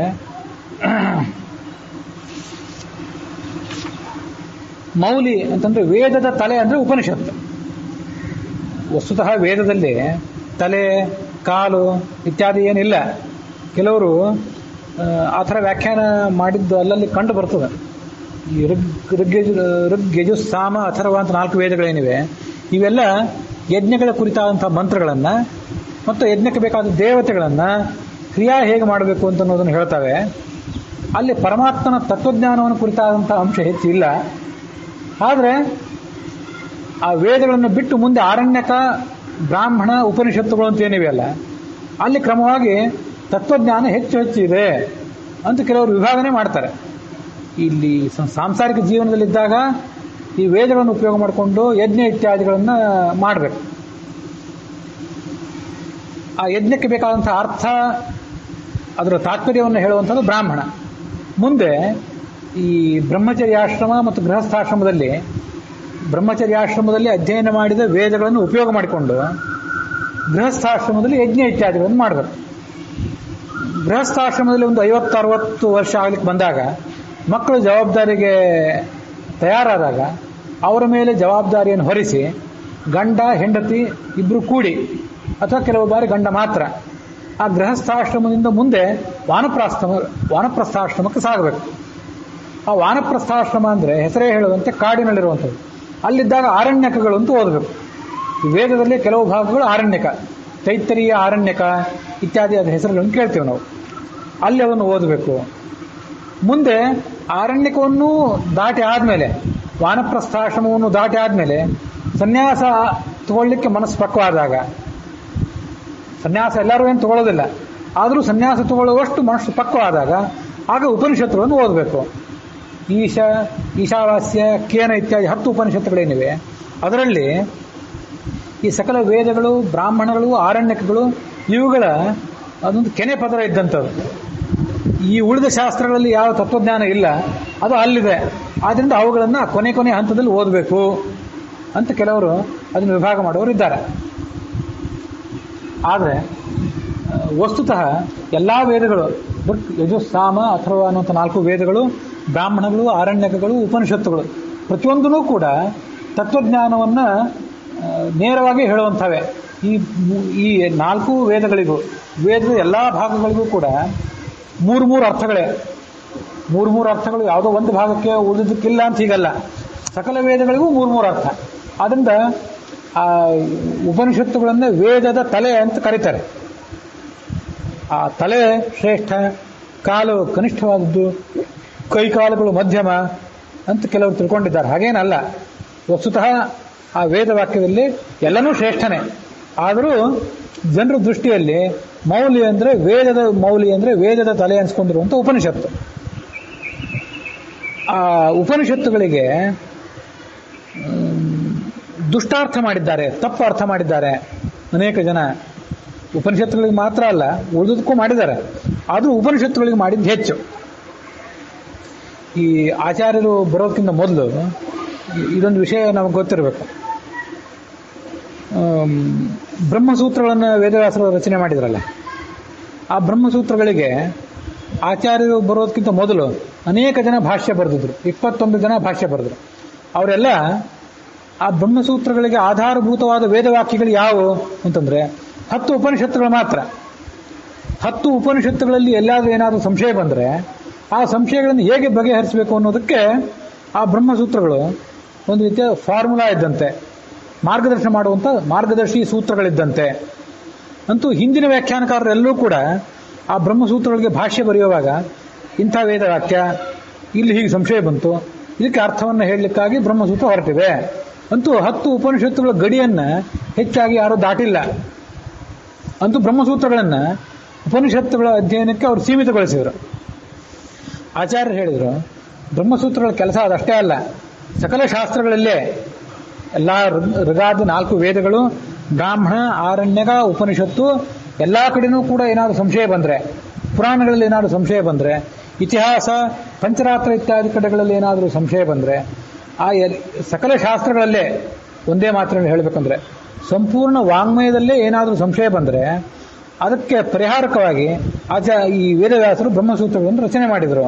ಆದ್ದರಿಂದ ಬ್ರಹ್ಮಸೂತ್ರಗಳನ್ನು ಕೇವಲ ಉಪನಿಷತ್ತುಗಳಿಗೆ ಸೀಮಿತಗೊಳಿಸಬಾರದು ಅಂತ ಆಚಾರ್ಯರು ಮುಂದೆ ಬಂದು ಸಾರಿದರು. ಅದಕ್ಕಾಗಿ ಆಚಾರ್ಯರು ಉಪನಿಷತ್ತುಗಳಿಗೆ ಭಾಷ್ಯ ಬರೆದರು, ಬ್ರಹ್ಮಸೂತ್ರಗಳಿಗೂ ಭಾಷ್ಯ ಬರೆದರು. ಋಗ್ವೇದಕ್ಕೆ ಋಗ್ಭಾಷ್ಯ ಅಂತ ಹೇಳಿ ಒಂದು ಗ್ರಂಥ ರಚನೆ ಮಾಡಿದರು. ಮಹಾಭಾರತ, ಭಾಗವತ ಇತ್ಯಾದಿಗಳ ಅರ್ಥ ವಿವರಣೆ ಮಾಡಲಿಕ್ಕಾಗಿ ಭಾಗವತ ತಾತ್ಪರ್ಯ, ಮಹಾಭಾರತ ತಾತ್ಪರ್ಯ ಅನ್ನೋ ಗ್ರಂಥಗಳನ್ನು ರಚನೆ ಮಾಡಿದರು. ಅಂತೂ ಗೀತಾ, ಉಪನಿಷತ್ತುಗಳು, ಸೂತ್ರಗಳು, ವೇದಗಳು ಮತ್ತು ಪುರಾಣಗಳು ಇವೆಲ್ಲದಕ್ಕೂ ಸಂಬಂಧಪಟ್ಟಂತೂ ಆಚಾರ್ಯರು ಗ್ರಂಥ ರಚನೆ ಮಾಡಿದರು. ಇದು ಆಚಾರ್ಯರು ಇವೆಲ್ಲ ಶಾಸ್ತ್ರಗಳನ್ನು ಒಂದು ದೃಷ್ಟಿಯಿಂದ ನೋಡಬೇಕು. ಎಲ್ಲೋ ಒಂದು ಕಡೆ ಉಪನಿಷತ್ತನ್ನು ಮಾತ್ರ ತಗೊಂಡು ನೋಡಿದರೆ, ಪುರಾಣಗಳನ್ನು ಮಾತ್ರ ನೋಡಿದರೆ, ವೇದಗಳನ್ನು ಮಾತ್ರ ನೋಡಿದರೆ ಶುದ್ಧವಾದ ಸರ್ವಾಂಗೀಣವಾದಂಥ ತತ್ವಜ್ಞಾನ ಬರಲಿಕ್ಕಿಲ್ಲ. ಅದಕ್ಕಾಗಿ ಸಕಲ ಶಾಸ್ತ್ರಗಳ ಅಧ್ಯಯನ ಇರಬೇಕು ಮನುಷ್ಯನಿಗೆ ಅಂತ ಎಚ್ಚರಿಸಿದರು. ಅದಕ್ಕೆ ತಕ್ಕಂತೆ ಎಲ್ಲ ಗ್ರಂಥಗಳಿಗೂ ಕೂಡ ಅವರು ವ್ಯಾಖ್ಯಾನಗಳನ್ನು, ಭಾಷ್ಯಗಳನ್ನು ಕೂಡ ಮಾಡಿದರು. ಇಲ್ಲಿ ಉಪನಿಷತ್ತುಗಳಿಗೆ ಅಂತ ಯಾಕೆ ಬಂತು ಅಂತಂದ್ರೆ, ಆಚಾರ್ಯಕ್ಕಿಂತ ಮುಂಚೆ ಆ ಉಪನಿಷತ್ತುಗಳಿಗೆ ತಪ್ಪಾರ್ಥವನ್ನು ಮಾಡಿದವರು ಹೆಚ್ಚು. ಅದಕ್ಕಾಗಿ ಆ ಉಪನಿಷತ್ತುಗಳ ವಿಕರ್ಷಣ, ಅದು ಆ ಕಡೆ ಈ ಕಡೆ ತಿರುಚೋದು, ವಿಕರ್ಷಣ ಅಂತ ಕಿತ್ತಾಡಿ ಆ ಉಪನಿಷತ್ತುಗಳ ಮನಸ್ಸಿಗೆ, ಅಂದ್ರೆ ಉಪನಿಷತ್ ಅಭಿಮಾನಿಯಾದ ದೇವತೆ ಮನಸ್ಸಿಗೆ ದೂನ ಅಂದ್ರೆ ನೋವಾಗುವಂತೆ ಮಾಡಿದ್ರು ಅವರೆಲ್ಲ. ಯಾರು ಮಾಡಿದ್ರು? ಮಾಯಿನ ಸದಸಿ ದುಷ್ಟಜನೇನ, ದುಷ್ಟರಾದಂತಹ ಮಾಯಾವಿಗಳಾದಂತಹ ವ್ಯಾಖ್ಯಾನಕಾರರು ಹಾಗೆ ಮಾಡಿದರು. ಸದಸಿ ಅಂದ್ರೆ ಸಭಾದಲ್ಲಿ ಎಲ್ಲರೂ ನಾವು ವ್ಯಾಖ್ಯಾನ ಮಾಡ್ತೀವಿ ಬರ್ರಿ, ದೊಡ್ಡ ವಿದ್ವಾಂಸರು ನಾವು ಅಂತ ಎಲ್ಲರನ್ನೂ ಕರೆದು ತತ್ವ ವ್ಯಾಖ್ಯಾನ ಮಾಡೋದು, ಹೀಗೆ ಮಾಡಿದರು ಅಂತ ಅರ್ಥ. ನ್ಯಾಯ ಮಾರ್ಗಂ ಅಪಹಾಯ, ಹೇಗೆ ವ್ಯಾಖ್ಯಾನ ಮಾಡಬೇಕಾಗಿತ್ತು ಆ ನ್ಯಾಯ ಮಾರ್ಗವನ್ನು ಬಿಟ್ಟು ತಪ್ಪು ವ್ಯಾಖ್ಯಾನ ಮಾಡಿದರು. ಸ್ವೇಶ್ವರತ್ವಮಪಿ ಸಾಧಯತಾರಂ, ಅಲ್ಲೆಲ್ಲ ಕಡೆ ನಾನೇ ಈಶ್ವರ, ನಾನೇ ಭಗವಂತ ಅಂತ ಹೇಳ್ತಾ ಹೋದರು. ಅದರ್ಥ ಅದು. ಇದು ದ್ರೌಪದಿಗೂ ಮತ್ತು ವೇದವಾಕ್ಯಗಳಿಗೂ ಎರಡಕ್ಕೂ ಹೊಂದಾಣಿಕೆ ಆಗುವಂಥ ಶ್ಲೋಕ. ಸಜ್ಜನೈ ಕತಿಪಯೈರತಿ ದೀನೈ ಚಾಲಿತೈಃ ಕಲಿಬಲಾಚ್ಛುಭ ಮಾರ್ಗಾತ್ ಅಪ್ಯುಪೇಕ್ಷಿತ ವಿಕರ್ಷಣ ದುಃಖಾಂ ಸಾತಿ ಶೋಕಮಪಿ ಕೈಶ್ಚನ ದೃಷ್ಟಾಂ. ಮುಂದೆ ಆ ವೇದವಾಕ್ಯಗಳಿಗೆ ಬಂದೊದಗಿರುವಂಥ ದುಸ್ಥಿತಿ ಏನಾಗಿತ್ತು ಅದನ್ನು ನೋಡಿ ಕೆಲವು ಸಜ್ಜನರು ಇದು ತಪ್ಪು ವ್ಯಾಖ್ಯಾನ ಅಂತ ಅವ್ರಿಗೆ ಗೊತ್ತು, ಆದರೆ ಅವರಿಗೆ ಅವರು ಅಸಹಾಯಕರಾಗಿ ಬಿಟ್ಟಿದ್ದಾರೆ ಕೆಲವರಿಗೆ. ಇನ್ನು ಕೆಲವರಿಗೆ ಮೂಲತಃ ಸಜ್ಜನರಾದರೂ ಕೂಡ ಅವರಿಗೂ ಕಲಿ ಪ್ರವೇಶ. ಆದ್ದರಿಂದ ಸರಿ ಯಾವುದು ತಪ್ಪು ಯಾವುದು ಅಂತ ತಿಳಿಯಲಾರದ ಪರಿಸ್ಥಿತಿ ಕೆಲವರದು. ಸರಿ ಅಂತ ಗೊತ್ತಿದ್ರೂ ಕೂಡ ಏನೂ ಮಾಡಲಿಕ್ಕಾಗದಂಥ ಅಸಹಾಯ ಸ್ಥಿತಿ ಇನ್ನು ಕೆಲವರದು. ಕಲಿಬಲಾತ್ ಶುಭ ಮಾರ್ಗಾತ್ ಚಾಲಿತೈ, ಕಲಿ ಪ್ರಭಾವದಿಂದ ದುರ್ಮಾರ್ಗಕ್ಕೆ ಹೋದವರು, ಸನ್ಮಾರ್ಗ ಬಿಟ್ಟು ದುರ್ಮಾರ್ಗಕ್ಕೆ ಹೋದವರು. ಸಾತಿ ಶೋಕಮಪಿ ಕೈಶ್ಚನ ದೃಷ್ಟಾಂ, ಕೆಲವರು ಸರಿ ಅಂತ ತಪ್ಪು ಅಂತ ಗೊತ್ತವರಿಗೆ, ಆದರೆ ಸ್ವತಃ ಅವರಿಗೆ ಆ ತಪ್ಪನ್ನು ತಿದ್ದುವಂಥ ಶಕ್ತಿ ಇಲ್ಲ. ಇಂಥ ಅನೇಕ ಜನ ಮೂಲತಃ ಸಜ್ಜನರೇ, ಆದರೆ ಕೆಲವರು ದುರ್ಬಲರು, ಕೆಲವರಿಗೆ ತಪ್ಪು ತಿಳುವಳಿಕೆ, ಕೆಲವರಿಗೆ ತಪ್ಪು ತಿಳುವಳಿಕೆ ಇಲ್ಲದೇ ಇದ್ರೂ ಕೂಡ ಸರಿಯಾದ ತಿಳುವಳಿಕೆ ಇದ್ರೂ ಕೂಡ ಏನು ಮಾಡಬೇಕು ಅಂತ ಗೊತ್ತಿಲ್ಲ. ಅವರೆಲ್ಲ ಆ ಶಾಸ್ತ್ರಗಳಿಗೆ ಬಂದು ಒದಗಿದ ದುಸ್ಥಿತಿಯನ್ನು ನೋಡಿ ಮರುಗಿದರು. ದ್ರೌಪದಿಯ ಪರಿಸ್ಥಿತಿಯು ಹಾಗೆ. ಅಲ್ಲಿ ಪಾಂಡವರಿದ್ರು, ಒಂದು ಕಡೆ ಭೀಷ್ಮ ದ್ರೋಣ ಕೃಪಾದಿಗಳಿದ್ರು, ಗಾಂಧಾರಿ ಇದ್ರು, ವಿದುರ ಇದ್ದ. ಇವರೆಲ್ಲರಲ್ಲಿ ಒಬ್ಬೊಬ್ಬರದ್ದು ಒಂದೊಂದು ಪರಿಸ್ಥಿತಿ. ಆ ದ್ರೌಪದಿಗೆ ಬಂದು ಒದಗಿದ ಪರಿಸ್ಥಿತಿ, ಅವಳ ತಲೆ ಕೂದಲನ್ನು ಹಿಡಿದು ಆ ಮಾಯಾದಂತಹ ದುರ್ಯೋಧನ ದುಶ್ಯಾಸನರು ಅವಳಿಗೆ ಅವಮಾನ ಮಾಡಿದ್ರಲ್ಲ, ಅಲ್ಲಿ ಪ್ರತಿಯೊಬ್ಬರಿಗೂ ಕೂಡ ಕಲಿ ಪ್ರವೇಶ ಆಗಿಬಿಟ್ಟಿತ್ತು ಅಂತ ತಾತ್ಪರ್ಯ ನಿರ್ಣಯ ಹೇಳಿದೆ. ಅದನ್ನು ಹಿಂದೆ ಹೇಳಿದ್ದೆ. ವಿದುರ, ಭೀಮಸೇನ, ದ್ರೌಪದಿ ಮತ್ತೆ ಕುಂತಿ, ಹೀಗೆ ಒಂದು 4-5 ಹೆಸರುಗಳನ್ನ ಹೇಳ್ತಾರೆ ಆಚಾರ್ಯರು. ಅವಷ್ಟು ಜನರನ್ನು ಬಿಟ್ಟರೆ ಪ್ರತಿಯೊಬ್ಬರಿಗೂ ಕೂಡ ಕಲಿ ಪ್ರವೇಶ ಆಗಿಬಿಟ್ಟಿತ್ತು. ಭೀಷ್ಮ ದ್ರೋಣ ಕೃಪಾದಿಗಳಿಗೂ ಕಲಿ ಪ್ರವೇಶ, ಎಲ್ಲರಿಗೂ ಕಲಿ ಪ್ರವೇಶ ಆಗಿದ್ದರಿಂದ ದ್ರೌಪದಿಗೆ ಆದ ಅನ್ಯಾಯವನ್ನು ಅನ್ಯಾಯ ಅಂತ ತಿಳಿ ಹೇಳಲಿಕ್ಕೆ ಅವರೆಲ್ಲ ಅಸಮರ್ಥರಾಗಿಬಿಟ್ಟಿದ್ರು. ವಿದುರ ಇತ್ಯಾದಿಗಳಿಗೆ ತಪ್ಪು ಅಂತ ಗೊತ್ತು, ಆದರೆ ಅವ್ರೇನು ಮಾಡುವಂತಿಲ್ಲ. ವಿದುರ ಖಡ್ಗ ಹಿಡಿದು ದುರ್ಯೋಧನ ದುಶ್ಯಾಸನರನ್ನು ಶಿಕ್ಷೆ ಕೊಡುವಂತಿಲ್ಲ, ಆತ ಕೇವಲ ಮಂತ್ರಿ ಅಷ್ಟೇ. ಆದ್ದರಿಂದ ಕೈಶ್ಚನ ವಿದುರ ಮೊದಲಾದವರು ದುಃಖದಿಂದ ದ್ರೌಪದಿ ಕಡೆ ನೋಡಿದರು. ಭೀಷ್ಮ ದ್ರೋಣಾದಿಗಳು ಕಲಿ ಪ್ರವೇಶದಿಂದ ಈ ಸರಿಯೋ ತಪ್ಪು ನಮ್ಗೆ ಗೊತ್ತಿಲ್ಲ ಅಂದ್ಬಿಟ್ರು. ಇದೆಲ್ಲ ಸಭಾಪರ್ವದಲ್ಲಿ ಮಹಾಭಾರತದಲ್ಲಿ ಈಗಾಗಲೇ ನಾವು ನೋಡಿ ಆಗಿದೆ. ಅದಕ್ಕಾಗಿ ಆ ವೇದವಾಕ್ಯ ಏನು ಮಾಡಿತು ಮತ್ತು ದ್ರೌಪದಿ ಏನು ಮಾಡಿದ್ಲು ಅದನ್ನ ಇಲ್ಲಿ ಮುಂದೆ ಹೇಳ್ತಾರೆ. ವಾಸುದೇವ ಧರಣೀಧರನಾಥೇತ್ಯುಚ್ಚಕೈರಪಿ ಮುಹುಃ ಪ್ರವದಂತೀಂ ಪೂರ್ಣ ಸದ್ಗುಣಮಜಂ ಗತ ದೋಷಂ ಬಿಭ್ರತಿಂ ಹೃದಿ ವಿವಿಕ್ತಮಶೇಷಾತ್. ಈ ದುಸ್ಥಿತಿಗೆ ಬಂದು ಒದಗಿದಂಥ ದ್ರೌಪದಿ ಭಗವಂತನನ್ನು ಪ್ರಾರ್ಥನೆ ಮಾಡಿದ್ಲು. ವಾಸುದೇವ, ಆ ಕೃಷ್ಣ ದ್ವಾರಕಾವಾಸನ್ ಅಂತ ಸ್ತೋತ್ರ ಮಾಡಿದ್ಲು. ಧರಣೀಧರ, ಇಡೀ ಭೂಮಂಡಲವನ್ನೇ ಹೊತ್ತವನೇ, ನಾಥ ಒಂದು ಸ್ತೋತ್ರ ಅದು. ಉಚ್ಚ ಕೈಹಿ, ಜೋರಾಗಿ ಅವಳು ದ್ರೌಪದಿ ಹೇಳಿದ್ಲು. ಆ ಭಗವಂತ ಸಕಲ ಸದ್ಗುಣ ಪರಿಪೂರ್ಣನಾದಂಥ ಭಗವಂತನನ್ನು ತನ್ನ ಮನಸ್ಸಿನಲ್ಲಿ ತುಂಬಿಕೊಂಡು ಆಕೆ ಸ್ತೋತ್ರ ಮಾಡಿದ್ಲು. ಇದು ದ್ರೌಪದಿಯ ಕಥೆ ಆಯಿತು. ವೇದಶಾಸ್ತ್ರ ಏನು ಮಾಡ್ತಿದೆ, ಅಷ್ಟೆಲ್ಲ ದುಸ್ಥಿತಿಗೆ ಒಳಗಾಗಿದ್ರೂ ಕೂಡ ಯಾರ್ಯಾರ್ದು ತಪ್ಪು ವ್ಯಾಖ್ಯಾನ, ತಪ್ಪು ಪ್ರವಚನಕ್ಕೆ ಅದು ಈಡಾಗಿ ತೊಂದರೆಗೆ ಒಳಗಾಗಿದ್ರೂ ಕೂಡ ಭಗವಂತನ ಗುಣಗಾನ ಮಾಡೋದನ್ನು ಅದು ಬಿಟ್ಟಿಲ್ಲ. ವಾಸುದೇವ ಅಂತ ಹೇಳ್ತಿದೆ. ಎಲ್ಲಿ ಅಂತಂದ್ರೆ ವಾಸುದೇವೋ ವಾ ಇದಮಗ್ರ ಆಸೀತ್ ಅಂತ ವೇದವಾಕ್ಯ, ಅಲ್ಲಿ ವಾಸುದೇವನನ್ನು ಹೊಗಳ್ತಿದೆ. ದಾದರ್ಥಂ ಪೃಥಿವೀಂ ಅಭಿತೋ ಮಯೂಖೈಹಿ ಅಂತ ಈ ವೇದವಾಕ್ಯ ಆ ಪೃಥ್ವಿಯನ್ನ, ಭೂಮಿಯನ್ನು ಧಾರಣೆ ಮಾಡಿದೆ ಈ ಬ್ರಹ್ಮ ಅಂತ. ಧರಣೀಧರ ಅನ್ನೋದಕ್ಕೆ ದಾದರ್ಥ ಪೃಥಿವೀಂ ಅಭಿತೋ ಮಯೂಖೈಹಿ ಅನ್ನೋ ವೇದವಾಕ್ಯ. ನಾಥ ಆತ್ಮೇವೇತ್ಯುಪಾಸೀತ, ಬೇರೆ ಏನೂ ನಿಮಗೆ ಭಗವಂತನನ್ನು ಉಪಾಸನೆ ಹೇಗೆ ಮಾಡಬೇಕು ಅಂತ ತಿಳಿದೇ ಹೋದರೆ ಭಗವಂತನನ್ನು ಆತ್ಮ ಅಂತ ಉಪಾಸನೆ ಮಾಡಿರಿ. ಆತ್ಮ ಅಂತಂದ್ರೆ ಒಡೆಯ ಅಂತ ಅರ್ಥ. ಸಕಲ ಸದ್ಗುಣ ಪರಿಪೂರ್ಣ ಒಡೆಯ.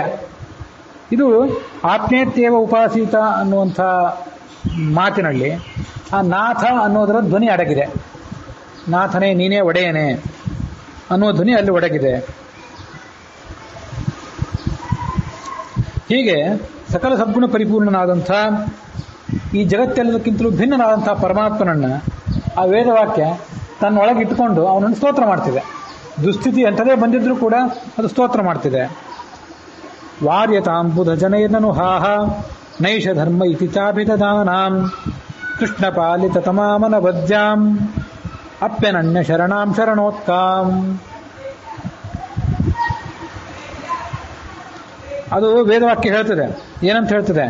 ವಾರ್ಯತಾಂ ಬುಧ ಜನೈಹಿ, ನನಗೆ ಬಂದೊದಗಿರುವಂಥ ದುಸ್ಥಿತಿಯನ್ನ ನೀವು ತಡೆಯಿರಿ ಅಂತ ವೇದವಾಕ್ಯ ಹೇಳ್ತದೆ. ಎಲ್ಲಿ ಹೇಳ್ತದೆ? ನನಗೇನು ತಪ್ಪು ವ್ಯಾಖ್ಯಾನ ಮಾಡಿದ್ದಾರಲ್ಲ, ಆ ತಪ್ಪು ವ್ಯಾಖ್ಯಾನವನ್ನು ನಿರಾಕರಣೆ ಮಾಡಿ ಅದನ್ನು ಬಿಟ್ಟು ಸರಿಯಾದ ವ್ಯಾಖ್ಯಾನವನ್ನು ಸ್ವೀಕಾರ ಮಾಡಿರಿ ಅಂತ ವೇದವಾಕ್ಯ ಹೇಳಿದೆ. ಎಲ್ಲಿ?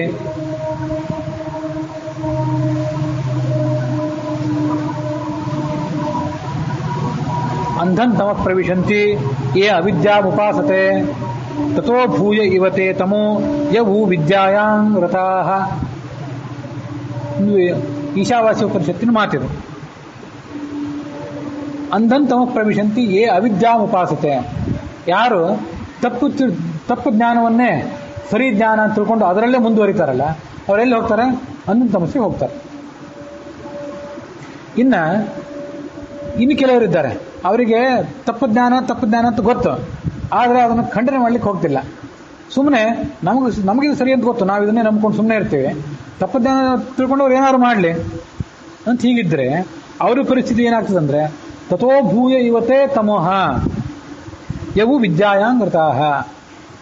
ನಿಮಗೆ ತತ್ವಜ್ಞಾನ ಏನು ಅಂತ ಗೊತ್ತು, ಅದನ್ನು ನೀವು ಹಿಡ್ಕೊಂಡಿದ್ದೀರಿ, ಆದರೆ ತಪ್ಪಾದ ಜ್ಞಾನವನ್ನು ನಿರಾಕರಣೆ ಮಾಡಲಿಕ್ಕೆ ನೀವು ಮನಸ್ಸು ಮಾಡಲಿಲ್ಲ ಅಂದರೆ ಆ ಮೊದಲಿನವ್ರಿಗೆ ಏನು ದುರ್ಗತಿ ಆಗಿತ್ತಲ್ಲ ಅದಕ್ಕಿಂತ ಹೆಚ್ಚಿನ ದುರ್ಗತಿ ನಿಮಗಾಗ್ತದೆ ಅಂತ ವೇದ ನಮ್ಮನ್ನು ಎಚ್ಚರಿಸಿದೆ.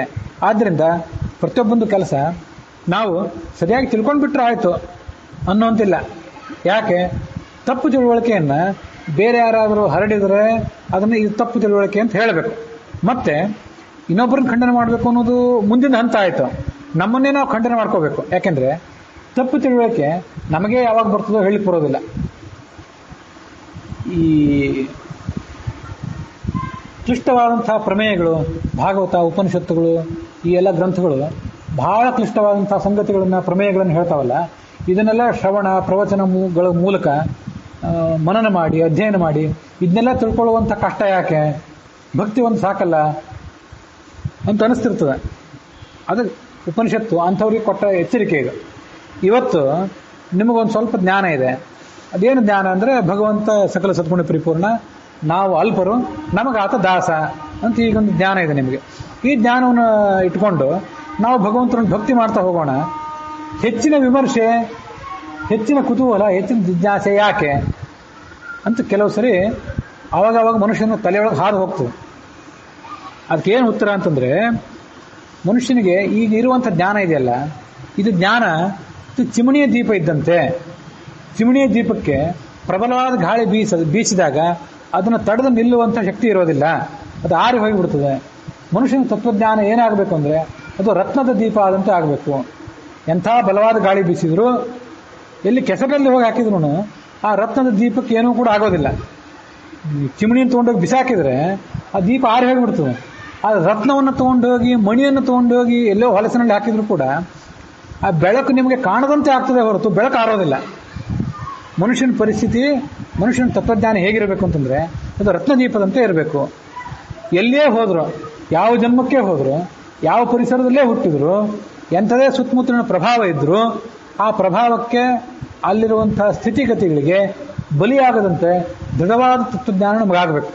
ಅದಾಗಬೇಕಾದ್ರೆ ನಾವೇನು ಮಾಡಬೇಕು ಅಂತಂದರೆ, ತತ್ವಜ್ಞಾನ ಯಾವುದು ಮತ್ತು ಅತತ್ವಜ್ಞಾನ ಯಾವುದು, ಇವೆರಡರ ನಡುವೆ ಸರಿಯಾದಂಥ ವ್ಯತ್ಯಾಸವನ್ನು ತಿಳ್ಕೊಳ್ಬೇಕು. ಅದಾಗದೆ ಹೋದರೆ ಮನುಷ್ಯನ ಜ್ಞಾನ ಚಿಮಣಿಯ ದೀಪದಂತೆ ಬಲವಾದ ಸಂಶಯದ ಗಾಳಿ ಬೀಸಿದಾಗ ಆರಿ ಹೋಗಿಬಿಡ್ತದೆ. ಮನುಷ್ಯನ ಪರಿಸ್ಥಿತಿ ಏನಾಗಿರ್ತದೆ ಅಂದರೆ, ಈಗ ಒಂದು ಕಡೆಯಲ್ಲಿ ಹುಟ್ಟುತ್ತಾನೆ ಮನುಷ್ಯ. ಯಾವತ್ತು ತನ್ನ ಮೂಲ ಸ್ವಭಾವಕ್ಕೆ ತಕ್ಕಂತೆ ನಡ್ಕೊಳ್ಳೋದು ಈಗ ಸದ್ಯದ ಪರಿಸ್ಥಿತಿಯಲ್ಲಿ ಕಷ್ಟ. ಮನುಷ್ಯ ಎಂಥವನೇ ಆಗಿರಲಿ, ಈ ಸದ್ಯದ ಪರಿಸ್ಥಿತಿಯಲ್ಲಿ ಹುಟ್ಟಿದ ತಂದೆ ತಾಯಂದಿರ ಒಂದು ವಂಶವಾಹಿಗಳು, ಆತ ಹುಟ್ಟಿದಂಥ ಪರಿಸರ, ಸುತ್ತಮುತ್ತಲು ಆತ ಎಂಥ ಜನರನ್ನು ನೋಡ್ತಾನೆ, ಎಂಥ ಜನರ ಮಧ್ಯೆ ಬೆಳಿತಾನೆ ಅನ್ನೋದನ್ನೆಲ್ಲ ಹೊಂದ್ಕೊಂಡು ಅವನ ನಂಬಿಕೆ, ಅವನ ಆಚಾರ ಇದೆಲ್ಲ ನಿರ್ಮಾಣ ಆಗಿರ್ತವೆ. ಆದ್ದರಿಂದ ಮೂಲ ಸ್ವರೂಪ ಸಜ್ಜನ ಸ್ವರೂಪವೇ ಆಗಿದ್ರೂ ಕೂಡ, ತತ್ವಜ್ಞಾನಕ್ಕೆ ಯೋಗ್ಯವಾದ ಸ್ವರೂಪವೇ ಆಗಿದ್ರೂ ಕೂಡ ಬಹಳಷ್ಟು ಪ್ರಯತ್ನ, ಬಹಳಷ್ಟು ಶ್ರವಣ, ಬಹಳಷ್ಟು ಮನನ, ಜಿಜ್ಞಾಸೆ, ಕುತೂಹಲ, ಪ್ರಯತ್ನ ಇದಿಲ್ಲದೆ ಹೋದರೆ ಆ ಒಳಗಿನ ಸ್ವರೂಪವನ್ನು ನಮಗೆ ವ್ಯಕ್ತ ಮಾಡ್ಕೊಳ್ಳಿಕ್ಕೆ ಆಗೋದಿಲ್ಲ. ಆದ್ದರಿಂದ ಹೊರಗಿನ ಈ ಪ್ರಭಾವಕ್ಕೆ ಬಲಿಯಾಗಿ ಮನುಷ್ಯ ಹಾಳಾಗಬೇಕಾಗ್ತದೆ. ಅದಕ್ಕಾಗಿ ಮನುಷ್ಯ ಅಗಾಧವಾದಂಥ ಪ್ರಯತ್ನ ಮಾಡಬೇಕು. ಆ ಪ್ರಯತ್ನ ಮಾಡಬೇಕಾದ್ರೆ ತತ್ವಜ್ಞಾನ ಯಾವುದು, ಅತತ್ವಜ್ಞಾನ ಯಾವುದು ಅನ್ನೋದ್ರ ನಡುವಿನ ವ್ಯತ್ಯಾಸವನ್ನು ತಿಳ್ಕೊಳ್ಬೇಕು. ಅದು ಯಾಕೆ ತಪ್ಪು, ಇದು ಯಾಕೆ ಸರಿ ಅಂತ ಅನ್ನೋದನ್ನು ವಿಮರ್ಶೆಯ ಮೂಲಕ ತಿಳ್ಕೊಳ್ಬೇಕು. ಅದಿರದೇ ಹೋದರೆ ಸರಿಯಾದ ತತ್ವಜ್ಞಾನ ಬರೋದೇ ಇಲ್ಲ. ಒಂದು ಕಡೆ ಉಪನಿಷತ್ ಭಾಷ್ಯದಲ್ಲಿ ಆಚಾರ್ಯ ಒಂದು ಮಾತು ಹೇಳ್ತಾರೆ, ಗುರೋರ್ ವಿದ್ಯಾ ಸ್ವೀಕೃತಿ ರಿಯಾಸ ಆಹಾರ ಇತಿ ಸ್ಮೃತಃ ತಚ್ಶುದ್ಧೌ ಜ್ಞಾನಶುದ್ಧಿ ಸ್ಯಾತ್ ಜ್ಞಾನಶುದ್ಧೌ ಸ್ಥಿರಾಸ್ಮೃತಿ ಸ್ಮೃತಿಸ್ಥೈರ್ಯ ತ್ವಾಪರೋಕ್ಷಂ ಹರೇರ್ ಮೋಕ್ಷ ತಥೋ ಭವೇತ್.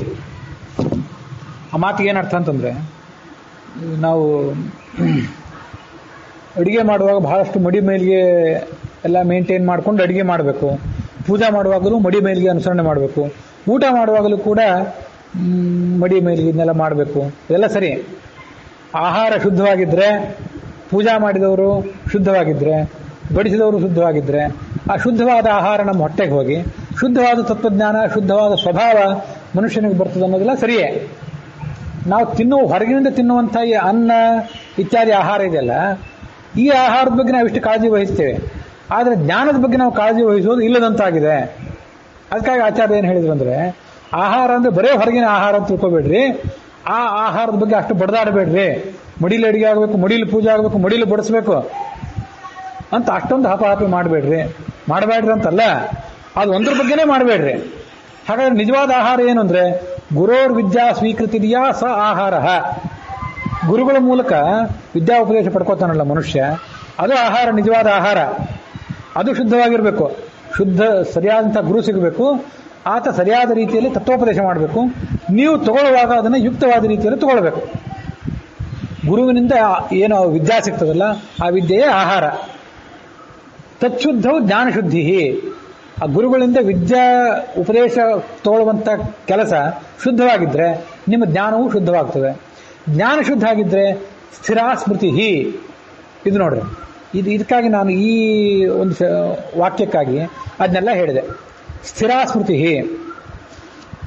ಮನುಷ್ಯನಿಗೆ ಇವತ್ತು ಪ್ರಕಾಂಡ ಪಾಂಡಿತ್ಯ, ಯಾವುದೋ ಒಂದು ವಂಶ, ಯಾವುದೋ ಒಂದು ಪರಿಸರ, ಯಾವುದೋ ಒಂದು ಸುತ್ತಮುತ್ತಲಿನ ವಾತಾವರಣ, ಅಲ್ಲಿ ಹುಟ್ಟಿದ ದೊಡ್ಡ ವಿದ್ವಾಂಸ, ಅಲ್ಲಿ ಹುಟ್ಟಿ ಬಂದಿದ್ದರಿಂದ, ಅದೇ ರಕ್ತ ಆದ್ದರಿಂದ ಅಲ್ಲಿ ತಕ್ಕಂತೆ ಎಲ್ಲ ನಡವಳಿಕೆಗಳು.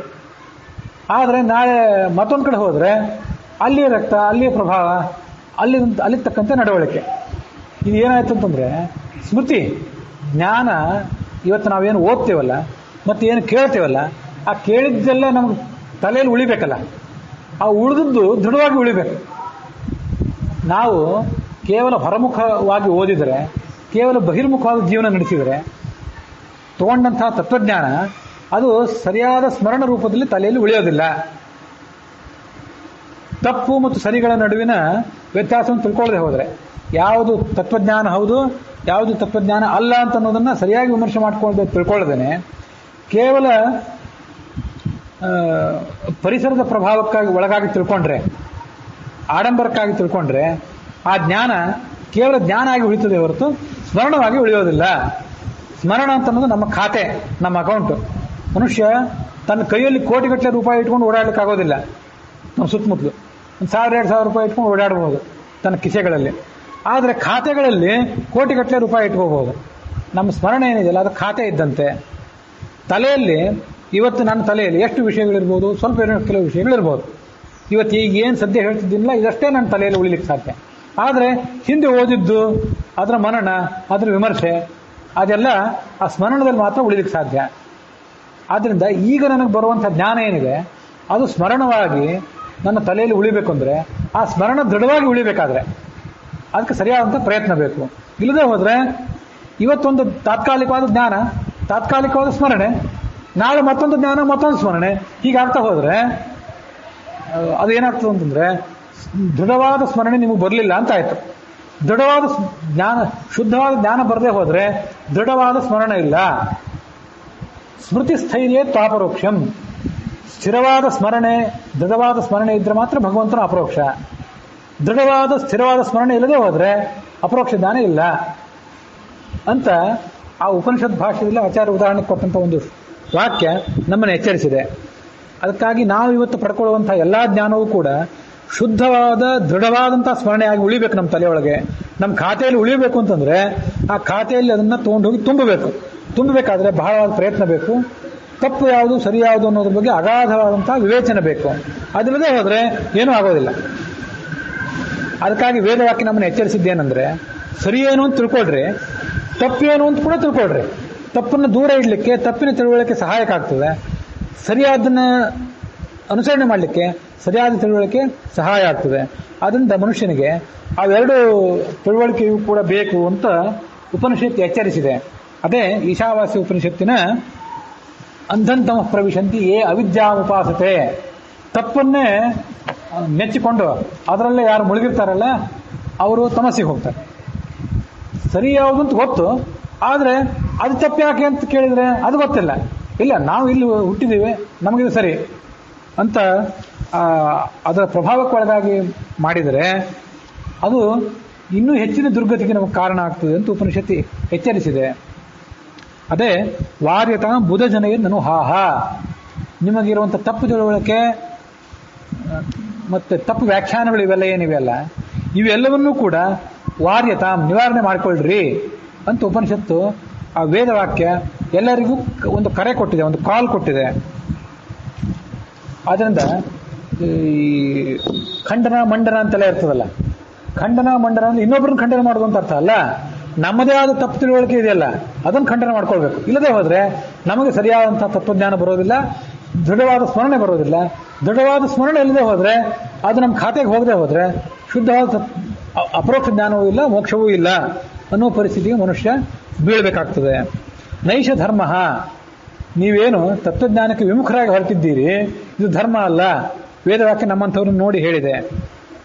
ಕೃಷ್ಣ ಲಾಲಿತ ತಮಾಮನವದ್ಯಾಂ. ಕೃಷ್ಣ ಅಂದ್ರೆ ವೇದವ್ಯಾಸರು. ಆ ವೇದವ್ಯಾಸರು ಈ ವೇದವಾಕ್ಯಗಳಿಗೆ ಅನಾದಿ ಕಾಲದಿಂದ ವೇದಶಾಸ್ತ್ರಕ್ಕೆ ರಕ್ಷಣೆ ಕೊಡ್ತಾನೆ ಬಂದಿದ್ದಾರೆ. ಆದರೂ ಅದಕ್ಕಿಂತ ದುಸ್ಥಿತಿ. ಈ ವೇದವ್ಯಾಸರು ಮೊನ್ನೆ 28ನೇ ದ್ವಾಪರ ಯುಗದಲ್ಲಿ ಅವತಾರ ಮಾಡಿದ್ರಲ್ಲ, ಇದೊಂದೇ ಅವತಾರ ಅಲ್ಲ ಅವ್ರದ್ದು. ಈ ಹಿಂದೆನೂ ಕೂಡ ವೇದವ್ಯಾಸರಾಗಿ ಅವರು ಕೆಲವರಿಗೆ ಮಾರ್ಗದರ್ಶನ ಮಾಡಿದ್ರು ಅಂತ ಇದೆ. ಸ್ಕಂದ ಪುರಾಣದಲ್ಲಿ ಆ ಮಾತಿದೆ. ಅದು ಭಾಗವತ ತಾತ್ಪರ್ಯದಲ್ಲಿ 2ನೇ ಸ್ಕಂದದಲ್ಲಿದೆ. ತೃತೀಯೇ ಪಂಚಮೇ ಚೈವ ಷೋಡಶೇ ಪಂಚವಿಂಶಕೆ ಅಷ್ಟಾವಿಂಶೇ ಯುಗೇ ಕೃಷ್ಣ ಸತ್ಯವತ್ಯಾಮಜಾಯತ ವ್ಯಾಸಾಚಾರ್ಯಸ್ತು ಪೂರ್ವೇಶು ಚರಮೇ ಸ್ವಯಮೇವತು ವಿವ್ಯಾಸ ವೇದಾಂಶ್ಚಕ್ರೇ ಚ ಭಾರತಂ ವೇದಮುತ್ತಮಂ. ಒಟ್ಟು 5 ಈ ಮೊನ್ನೆ ಈಗ 5000 ವರ್ಷದಿಂದ ವೇದವ್ಯಾಸರ ಅವತಾರ ಆಯ್ತಲ್ಲ, ಇವು ಒಟ್ಟು 5 ವೇದವ್ಯಾಸ ಅವತಾರಗಳಾಗಿವೆ. ತೃತೀಯೇ 28ನೇ ಮಹಾಯುಗ ಇದು. 3ನೇ ಮಹಾಯುಗದಲ್ಲಿ ಒಮ್ಮೆ ವೇದವ್ಯಾಸ ಅವತಾರ ಆಗಿತ್ತು. ಒಂದು ಮಹಾಯುಗ ಅಂದ್ರೆ ಕೃತ, ತ್ರೇತ, ದ್ವಾಪರ, ಕಲಿ, ಇವು 4 ಒಂದು ಬಾರಿ ಸಂದು ಹೋದ್ರೆ ಒಂದು ಮಹಾಯುಗ. ಈಗ ನಡೀತಿರೋದು 28ನೇ ಮಹಾಯುಗ, ವೈವಸ್ವತ ಮನ್ವಂತರದಲ್ಲಿ. ಅಲ್ಲಿ 3ನೇ ಮಹಾಯುಗದಲ್ಲಿ ಪಂಚಮೇ 5ನೇ ಮಹಾಯುಗದಲ್ಲಿ, ತೃತೀಯೇ ಪಂಚಮೇ ಚೈವ ಷೋಡಶೆ 16ನೇ ಮಹಾಯುಗದಲ್ಲಿ, ಮತ್ತೆ ಪಂಚವಿಂಶಕೆ 25ನೇ ಮಹಾಯುಗದಲ್ಲಿ, ಮತ್ತೆ 28ನೇ ಮಹಾಯುಗದಲ್ಲಿ ಒಟ್ಟು 5 ಬಾರಿ ವೇದವ್ಯಾಸ ಅವತಾರ ಆಗಿದೆ. ಈ ವೇದಶಾಸ್ತ್ರಗಳಿಗೆ ಬಂದೊದಗಿರುವ ದುಸ್ಥಿತಿಯನ್ನ ಕಾಲಕಾಲಕ್ಕೆ ಭಗವಂತ ನಿವಾರಣೆ ಮಾಡ್ತಿರ್ತಾನೆ. ಹಿಂದೆನೂ ಮಾಡಿದ್ದ, ಆದರೆ ಅಷ್ಟೆಲ್ಲ ಮಾಡಿದ್ರೂ ಕೂಡ ಕಾಲಕ್ರಮದಿಂದ 25ನೇ ಮಹಾಯುಗದಿಂದ 28ನೇ ಮಹಾಯುಗದ ತನಕ ಬರೇ 3 ಮಹಾಯುಗಗಳ ವ್ಯತ್ಯಾಸ. ಆ 3 ಮಹಾಯುಗಗಳಲ್ಲಿ ಮತ್ತೆ ಎಲ್ಲ ಹಾಳಾಗಿ ಹೋಗ್ಬಿಟ್ಟು, ಆದ್ರಿಂದ ಅವ್ರು ಬಂದು ಮತ್ತೆ ಇದಕ್ಕೆ ಬೇಕಾದಂತಹ ಎಲ್ಲ ಸಹಾಯ ಮಾಡಬೇಕಾಯಿತು ವೇದವ್ಯಾಸರು. ಕೃಷ್ಣ ಅಂದ್ರೆ ವೇದವ್ಯಾಸರು. ಲಾಲಿತ ತಮಾಂ ಅನವದ್ಯಾಂ, ವೇದ ದೋಷರಹಿತವಾದದ್ದು. ಅಪ್ಯನನ್ಯ ಅನನ್ಯ ಶರಣಾಂ. ಆ ವೇದವ್ಯಾಸ ಭಗವಂತ ಇಲ್ಲದೆ ಹೋದ್ರೆ ಈ ವೇದಗಳಿಗೆ ಸರಿಯಾದ ಅರ್ಥ ಮಾಡೋರು ಯಾರು, ಅದಕ್ಕೊಂದು ಸರಿಯಾದ ಮಾರ್ಗದರ್ಶನ ಮಾಡೋರು ಯಾರು? 3, 5, 16, 25ನೇ ಮಹಾಯುಗಗಳಲ್ಲಿ ವೇದವ್ಯಾಸರಾಗಿ ಕೆಲವರು ವೇದಶಾಸ್ತ್ರಗಳಿಗೆ ಅರ್ಥ ಬರೆದಿದ್ರು, ಮಾರ್ಗದರ್ಶನ ಮಾಡಿದ್ರು. ಆವಾಗ ವೇದವ್ಯಾಸರು ಭಗವಂತ ಸ್ವಯಂ ಮಾಡಿಲ್ಲ ಅದನ್ನ, ಕೆಲವು ಬೇರೆ ಜನ ಋಷಿಗಳು ಆ ಕೆಲಸ ಮಾಡಿದ್ರು. ಅವ್ರಿಗೆ ಗೈಡೆನ್ಸ್ ಕೊಟ್ಟವರು ವೇದವ್ಯಾಸರು ಮೊದಲಿನ 4 ಮಹಾಯುಗಗಳಲ್ಲಿ. ಅಂತೂ ವೇದವ್ಯಾಸರ ಗೈಡೆನ್ಸ್ ಇಲ್ಲದೇನೂ ಕೂಡ ಆ ಮೊದಲಿನ 4 ಮಹಾಯುಗಗಳಲ್ಲೂ ಏನೂ ಕೆಲಸ ಆಗಲಿಲ್ಲ. ಆದರೆ ಈ 28ನೇ ಮಹಾಯುಗದಲ್ಲಿ ಬೇರೆ ಯಾರನ್ನು ಕಳಿಸಲಿಲ್ಲ, ಸ್ವಯಂ ತಾವೇ ಬಂದರು. ಪ್ರಾಯ ಈಗ ಆ ತತ್ವ ಮಾರ್ಗ ಹೆಚ್ಚು ಭ್ರಷ್ಟ ಆಗಿದ್ದಿರಬೇಕು. 3, 5, 16, 25ನೇ ಮಹಾಯುಗಗಳಿಗಿಂತ ಹೆಚ್ಚು ಸಮಸ್ಯೆ ಈಗ 28ನೇ ಮಹಾಯುಗದಲ್ಲಿ ಬಂದಿದ್ದಿರಬೇಕು. ನಿಮ್ಮನ್ನೆಲ್ಲ ಕಳಿಸಿ ನಿಮಗೆ ನಾನು ಗೈಡ್ ಮಾಡಿದರೆ ಕೆಲಸ ಆಗಲಿಕ್ಕಿಲ್ಲ, ಸ್ವಯಂ ನಾನು ಬರ್ತೀನಿ ಅಂತ ವೇದವ್ಯಾಸರು ಬಂದಿದ್ದಿರಬೇಕು. ಅಲ್ಲಿ ಹಾಗೇನಿಲ್ಲ, ಸುಮ್ಮನೆ ನಾನು ಹಾಸ್ಯಕ್ಕಾಗಿ ಹೇಳಿದೆ. ಭಗವಂತ ತಾನೇ ಬರ್ತಾನೆ ಕೆಲವು ಸರಿ, ಬಂದು ಆ ಕೆಲಸ ಮಾಡಿಕೊಡ್ತಾನೆ. ಅಪ್ಯನನ್ಯ ಶರಣಾಂ ಶರಣೋತ್ಕಾಂ. ವೇದಗಳಿಗೆ ಬೇರೆ ಯಾರೂ ಶರಣಾಗತ ರಕ್ಷಕರಿಲ್ಲ, ಅದನ್ನು ಭಗವಂತನೇ ಮಾಡಬೇಕು. ಇದೆಲ್ಲ ವೇದವಾಕ್ಯಗಳಿಗೆ ಒಂದು ಸಂಬಂಧಪಟ್ಟಂತೆ. ದ್ರೌಪದಿಗೆ ಸಂಬಂಧಪಟ್ಟಂತೆ ಹೇಗೆ ಅಂತಂದ್ರೆ, ದ್ರೌಪದಿ ಕೇಳ್ತಿದ್ದಾಳೆ, ಭೀಷ್ಮ ದ್ರೋಣಾದಿಗಳಿದ್ದೀರಿ, ಕೃಪಾದಿಗಳಿದ್ದೀರಿ, ನನ್ನ ಗಂಡಂದ್ರಿದ್ದಾರೆ, ಬಲಿಷ್ಠರಾದಂಥ ಗಂಡಂದರು, ನೀವು ನನ್ನನ್ನು ಕಾಪಾಡ್ರಿ ಅಂತ ಅವಳು ಕೇಳ್ತಿದ್ದಾಳೆ. ನೈಷ ಧರ್ಮ, ಇಂಥ ಅಬಲೆಯಾದ ಸ್ತ್ರೀಗೆ ಹಿಂಸೆ ಮಾಡೋದು ಯೋಗ್ಯ ಅಲ್ಲ ಅಂತ ಹೇಳ್ತಿದ್ದಾಳೆ. ಕೃಷ್ಣ ಲಾಲಿತ ತಮಾಂ, 5 ಜನ ಗಂಡಂದ್ರಿದ್ರೂ ಕೂಡ ಅವಳಿಗೆ ನಿಜವಾದ ರಕ್ಷಕ ಯಾರು ಅಂದ್ರೆ ಭಗವಂತನೇ. ಕೃಷ್ಣ ಅಂದ್ರೆ, ಮೊದಲು ಕೃಷ್ಣ ಅಂದ್ರೆ ವಾಸಿಷ್ಠ ಕೃಷ್ಣ ವೇದವ್ಯಾಸ, ಇಲ್ಲಿ ಕೃಷ್ಣ ಅಂತಂದ್ರೆ ಯಾದವ ಕೃಷ್ಣ. ಆಕೆಯನ್ನು ನೋಡ್ಕೊಳ್ಬೇಕು, ಅವಳ ಯೋಗಕ್ಷೇಮ ನೋಡ್ಕೊಳ್ಬೇಕಾದ ಕೆಲಸ ಅವಂದೇ. ಅನನ್ಯ ಶರಣಾಂ, ಕೊನೆಗೆ ಯಾರೂ ಅವಳನ್ನು ಕಾಪಾಡಲಿಲ್ಲ, ಭಗವಂತನೇ ಕಾಪಾಡಿದ. ಅಪ್ಯನನ್ಯ ಶರಣಾಂ ಶರಣೋತ್ಕಾಂ. ವೇದಿಜಾಮಿ ವಪುರಾ ಭರತಾಗ್ರ್ಯ ಸಸ್ವಯಂ ಶ್ರುತಿ ತತುಂ ಖಲು ದೃಷ್ಟ್ವಾ ಪುಷ್ಟ ಬುದ್ಧಿರಕರೋತ್ಕರುಣಾಬ್ಧಿ ದುಷ್ಟ ಪಕ್ಷ ದಮನಸ್ಥಿರ ಸಂಧಾಂ. ಅಲ್ಲಿಗೆ ಏನು ಹೇಳ್ಬೇಕಾದ್ರೆ ಹೇಳಿ ಮುಗಿತು ಆ 31ನೇ ಶ್ಲೋಕಕ್ಕೆ. ವೇದಿಜ, ಯಜ್ಞ ವೇದಿಕೆಯಲ್ಲಿ ಹುಟ್ಟಿದಂಥವಳು ದ್ರೌಪದಿ. ಆ ದ್ರೌಪದಿಯಂತೆ ಈ ವೇದಶಾಸ್ತ್ರಕ್ಕೆ ಬಂದು ಒದಗಿರುವಂತಹ ದುಸ್ಥಿತಿ, ಅದನ್ನು ನೋಡಿ ಭರತಾಗ್ರ್ಯ, ಭರತ ವಂಶದ ಹಿರಿಯ ಯಾರು ಭೀಮ. ಆ ಭೀಮ ಆವಾಗ ಪ್ರತಿಜ್ಞೆ ಮಾಡಿದ, ನಿಮ್ಮನ್ನೆಲ್ಲ ಸದೆ ಬಡಿತೇನೆ ಅಂತೇಳಿ. ಅರ್ಜುನಾದಿಗಳು ಯಾರೂ ಮಾಡಲಿಲ್ಲ, ಭೀಮ ಸದೆ ಬಡ್ದ. ಅದರಂತೆ ಈ ಆಚಾರ್ಯರು ಬೇರೆ ಯಾರಿಗೂ ಆಗದೆ ಇರುವಂಥ ಕೆಲಸವನ್ನು ನಾನೀಗ ಮಾಡಬೇಕು, ವೇದವಾಕ್ಯಗಳ ಅಪವ್ಯಾಖ್ಯಾನವನ್ನು ದೂರ ಮಾಡಬೇಕು ಅಂತ ಆಲೋಚನೆ ಮಾಡಿದರು. ಪುಷ್ಟ ಬುದ್ಧಿ, ಪುಷ್ಟ ಅಂದರೆ ದೃಢವಾದಂಥ ಬಲಿಷ್ಠವಾದ ಬುದ್ಧಿ ಇದ್ದವರು ಯಾರು? ಭೀಮ ಅಥವಾ ಈ ಆಚಾರ್ಯರು. ಕರುಣಾಬ್ಧಿ, ಆ ವೇದಶಾಸ್ತ್ರಕ್ಕೆ ಬಂದೊದಗಿರುವಂತಹ ದುಸ್ಥಿತಿಯನ್ನು ಅವರು ಕರುಣೆಯಿಂದ ನೋಡಿದರು. ವಸ್ತುತಃ ದ್ರೌಪದಿಯೇ ವೇದಕ್ಕೆ ಅಭಿಮಾನಿನಿ. ಆ ಹೆಂಡತಿಗೆ ಬಂದೊದಗಿರುವ ದುಸ್ಥಿತಿಯನ್ನು ಅವರು ನೋಡಿದರು. ಕರುಣಾಬ್ಧಿ ದುಷ್ಟ ಪಕ್ಷ ದಮನಸ್ಥಿರ ಸಂಧಾಂ. ಆ ದುಷ್ಟರಾದಂಥ ಉಳಿದ ವ್ಯಾಖ್ಯಾನಕಾರರೇನಿದ್ದಾರೆ ಅವ್ರನ್ನ ದಮನ ಮಾಡಬೇಕು ಅಂತ ಅವ್ರು ತೀರ್ಮಾನ ಮಾಡಿದರು. ಈ ವೇದವಾಣಿ ಅದು ದ್ರೌಪದಿಯಿಂದ ಅಭಿಮನ್ಯಮಾನವಾದದ್ದು. ಆ ದ್ರೌಪದಿಗೆ ಬಂದೊದಗಿರುವ ದುಸ್ಥಿತಿ ಅಂದರೆ ಅದೇ ವೇದವಾಕ್ಯಗಳಿಗೆ, ವೇದಶಾಸ್ತ್ರಕ್ಕೆ ಬಂದೊದಗಿರುವಂಥ ದುಸ್ಥಿತಿ. ಮತ್ತೊಂದು ಕಡೆ ಭಾಗವತದಲ್ಲಿ 1 ಅಥವಾ 2ನೇ ಸ್ಕಂದದಲ್ಲಿ ಒಂದು ಮಾತಿದೆ, ತತ್ಸುತ ವೇದವಾಕ್ಸ್ಮೃತ ಗಿರಿರ್ವಾಯು ಸಮುದ್ದಿಷ್ಟ. ತತ್ಸುತ ವೇದವಾಕ್ಸ್ಮೃತ, ಗಿರಿ ಅಂತಂದ್ರೆ ಗಿರೇ ಸುತಾಂ ಅಂತ ಭಾಗವತ ವರ್ಣನೆ ಮಾಡಿದೆ. ಗಿರೇ ಸುತಾಂ ಪುಷ್ಪಿಣೀಂ, ಅದು ಈ ಸಂದರ್ಭದಲ್ಲಿ ಬಹಳ ಸೂಕ್ತವಾದ ಮಾತು. ಅದೇನೆಂದ್ರೆ ಗಿರಿಯ ಮಗಳು, ಆಕೆ ಪುಷ್ಪಿಣಿಯಾಗಿದ್ದಾಳೆ ಅಂತ ಹೀಗೆ ಅದರ ಅರ್ಥ. ಅದು ಏನು ಅಂತ ಭಾಗವತದ ಅರ್ಥ ತಿಳಿಯೋದಿಲ್ಲ ಅಲ್ಲಿ. ಗಿರಿಯ ಮಗಳು ಯಾರು? ಗಿರಿಯ ಮಗಳು ಅಂದ್ರೆ ಪಾರ್ವತಿ.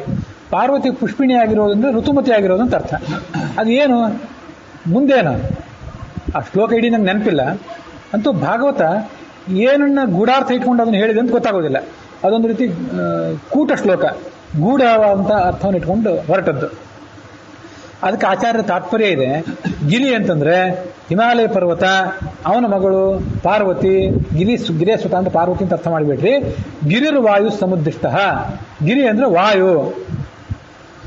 ಹಾಗಾದ್ರೆ ಗಿರಿಯ ಮಗಳು ಯಾರು ಅಂತಂದ್ರೆ ಆ ವೇದವಾಕ್. ತತ್ಸುತ ವೇದವಾಕ್ ಸ್ಮೃತ ಅಂದ್ರೆ ಮುಖ್ಯ ಪ್ರಾಣನ ಮಗಳು ಈ ವೇದವಾಣಿ. ಮುಖ್ಯ ಪ್ರಾಣ ವೇದವಾಣಿಯನ್ನ ತನ್ನ ಮಗಳಂತೆ ಯಾವತ್ತೂ ಕೂಡ ಕಾಪಾಡ್ತಿರ್ತಾನೆ ಅಂತ ಆ ಮಾತಿನ ಅರ್ಥ. ಹಾಗಾಗಿ ವೇದಶಾಸ್ತ್ರಕ್ಕೆ ಬಂದೊದಗಿರುವ ದುಸ್ಥಿತಿ ಅಂತಂದ್ರೆ ಆ ಮಗಳಿಗೆ ಬಂದೊದಗಿರುವ ದುಸ್ಥಿತಿ. ತಂದೆಯಂತೆ ಆತ ಅದನ್ನು ಕರುಣೆಯಿಂದ ನೋಡಿದ ಅನ್ನೋದನ್ನ ಈ ಸಂದರ್ಭದಲ್ಲಿ ನೆನಪು ಮಾಡ್ಕೊಳ್ಬೇಕು. ಅದಲ್ಲಿ ಪುಷ್ಪಿಣಿ ಅಂತಿದೆ. ಪುಷ್ಪಿಣಿ ಅಂತಂದ್ರೆ ಬರೇ ಋತುಮತಿ ಆದವಳು ಅಂತ ಅರ್ಥ ಅಲ್ಲ, ಹಾಗಲ್ಲ. ಒಂದು ಮರ ಇದೆ, ಮಾವಿನ ಮರ ಅಂತ ತಿಳ್ಕೊಡ್ರಿ. ಆ ಮಾವಿನ ಮರದಲ್ಲಿ ಹೂವಾಗಿದೆ. ಕೆಲವರು ಏನ್ ಮಾಡಿದ್ರು, ಆ ಹೂವೇ ಚಂದ ಅಂತ ತಿಳ್ಕೊಂಡು ಹೂವನ್ನೆಲ್ಲ ಕಿತ್ಕೊಂಡು ಹೋಗ್ಬಿಟ್ರು ಅಂತ ತಿಳ್ಕೊಳ್ಳಿ. ಅವ್ರಿಗೆ ಅದರಿಂದ ಕಾಯಿಯೂ ಸಿಗಲಿಲ್ಲ, ಹಣ್ಣು ಸಿಗಲಿಲ್ಲ. ವಸ್ತುತಃ ಅಲ್ಲಿ ಹೂವು ಮುಖ್ಯ ಅಲ್ಲ, ಹೂವಿನಿಂದ ಕಾಯಿಯಾಗಿ ಕಾಯಿಯಿಂದ ಹಣ್ಣಾಗೋದು ಮುಖ್ಯ. ಹಾಗೆ ವೇದ ಏನ್ ಹೇಳ್ತಿದೆ, ರಾಜಸೂಯ ಅಗ್ನಿಷ್ಠೋಮ ಯಾಗ ಮಾಡ್ರಿ, ಮತ್ತೆ ದೊಡ್ಡ ದೊಡ್ಡ ಯಜ್ಞಗಳನ್ನು ಮಾಡ್ರಿ ಅಂತ ಹೇಳ್ತಿದೆ. ಅವೆಲ್ಲ ಹೂವಿದ್ದಂತೆ, ಹೂವಿಗೆ ಬೆಲೆ ಕೊಡಬೇಡ್ರಿ, ಇನ್ಯಾವುದಕ್ಕೆ ಬೆಲೆ ಕೊಡ್ರಿ, ಕಾಯಿಗೆ ಹಣ್ಣಿಗೆ ಬೆಲೆ ಕೊಡ್ರಿ. ಹೂವನ್ನು ತಗೊಂಡು ಏನ್ ಮಾಡೋದಿದ್ದೀರಿ? ಗುಲಾಬಿ ಹೂವು ಮಲ್ಲಿಗೆ ಹೂವು ಆದರೆ ದೇವರಿಗೆ ಏರಿಸ್ಬೋದು. ಸಹಸ್ರಾರು ಮಾವಿನ ಗಿಡಗಳನ್ನು ಬೆಳೆಸಿ ಅದು ಹೂವನ್ನೆಲ್ಲ ಕಿತ್ತಾಕಿ ಆ ಹೂವನ್ನೇ ಮನೇಲಿ ತಂದು ತಿನ್ಲಿಕ್ಕೆ ಆಗ್ತದನು? ವೇದವಾಕ್ಯಗಳ ಅರ್ಥ ಏನಿದೆಯಲ್ಲ, ಅದು ಹೂವಿಗೆ ಬೆಲೆ ಕೊಟ್ಟು ಕಾಯಿಯನ್ನು ಕಳ್ಕೊಂಡವರು ಹಣ್ಣನ್ನು ಕಳ್ಕೊಂಡವರು ಹೇಗೆ ಮೂರ್ಖರು ಅನ್ಸ್ಕೋತಾರೋ, ಹಾಗೆ ವೇದವಾಕ್ಯಗಳ ಸ್ಥೂಲವಾದ ಅರ್ಥಕ್ಕೆ ಬೆಲೆ ಕೊಟ್ಟು ಅದರ ಮುಖ್ಯವಾದ ಅರ್ಥವನ್ನು ಕಳ್ಕೊಂಡವರನ್ನ ಮೂರ್ಖರು ಅಂತ ಕರಿಬೇಕಾಗ್ತದೆ. ಆದ್ರಿಂದ ಮುಖ್ಯ ಪ್ರಾಣನ ಮಗಳಾದಂತಹ ಆ ವೇದವಾಣಿ ಇದ್ದಾಳಲ್ಲ, ಅವಳು ಪುಷ್ಪಿಣಿಯಾಗಿದ್ದಾಳೆ ಅಂದ್ರೆ ಋತುಮತಿ ಆಗಿದ್ದಾಳೆ ಅಂತ ಅರ್ಥ ಅಲ್ಲ. ಅವಳ ಹೂವಿನಂತೆ ಇರುವಂತಹ ಮೇಲ್ನೋಟದ ಅರ್ಥಕ್ಕೆ ಕೆಲವರು ಗಂಟು ಬಿದ್ದಿದ್ದಾರೆ, ಒಳನೋಟದ ಅರ್ಥ ಅವರಿಗೆ ಬೇಡ ಆಗಿದೆ. ಅವರನ್ನ ಆ ಮುಖ್ಯ ಪ್ರಾಣ ದೂರ ಮಾಡಿ ಆ ಹೂವನ್ನು ಕಿತ್ತಬೇಡ್ರಿ, ಕಾಯಿಗೆ ಹಣ್ಣಿಗೆ ಬೆಲೆ ಕೊಡ್ರಿ ಅಂತ ಆತ ಬಂದು ಹೇಳಬೇಕು.